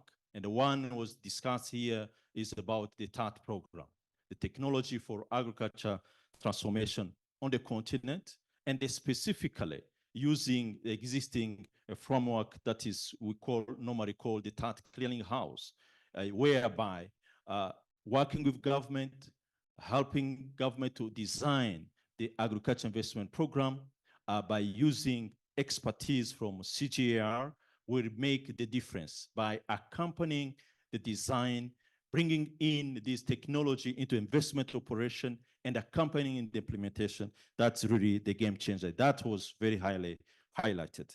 And also the issue that we bring on the soil health. Thanks, Bernard. That course was a reminder of all of us, the key drivers as we discuss this soil health, and specifically when it comes to crop production. The pH, very important, as we discussed, and also the carbon and phosphorus, soil structure. To name that is very important that having all these technology, proven technology that's in the shelf will help us to build together and bring all this on the hands of millions of farmers. So just to mention a few that was mentioned also by speaker from Sierra Leone, the PAMSEC, the government role, and the building what they have been working together with TAT. We'll build on that as we take this forward. Without due, just once again, I want to say thank you very much. Let's work together to take this forward, and we transform our continent. And it has been very clear that it's possible. We have some where it worked. It's a matter of building on that and take it to scale. Once again, thank you very much. Let's look forward to transform agriculture on the continent. Thank you. Thank you, Innocent. And first of all, to you, our audience, for your patience and for being here. Can you give yourself a round of applause? Don't be bashful, you deserve it. And then let's give our wonderful panelists also a final round of applause. And as they stand on the platform, we'll close with a family photograph. And as they come off the platform, please don't hesitate to engage with each and every one of them. Once again, my name is Victor Oladokun. It's been a pleasure being a moderator, and I wish you a truly successful outing here at the Africa Food Systems Summit. Have a wonderful day.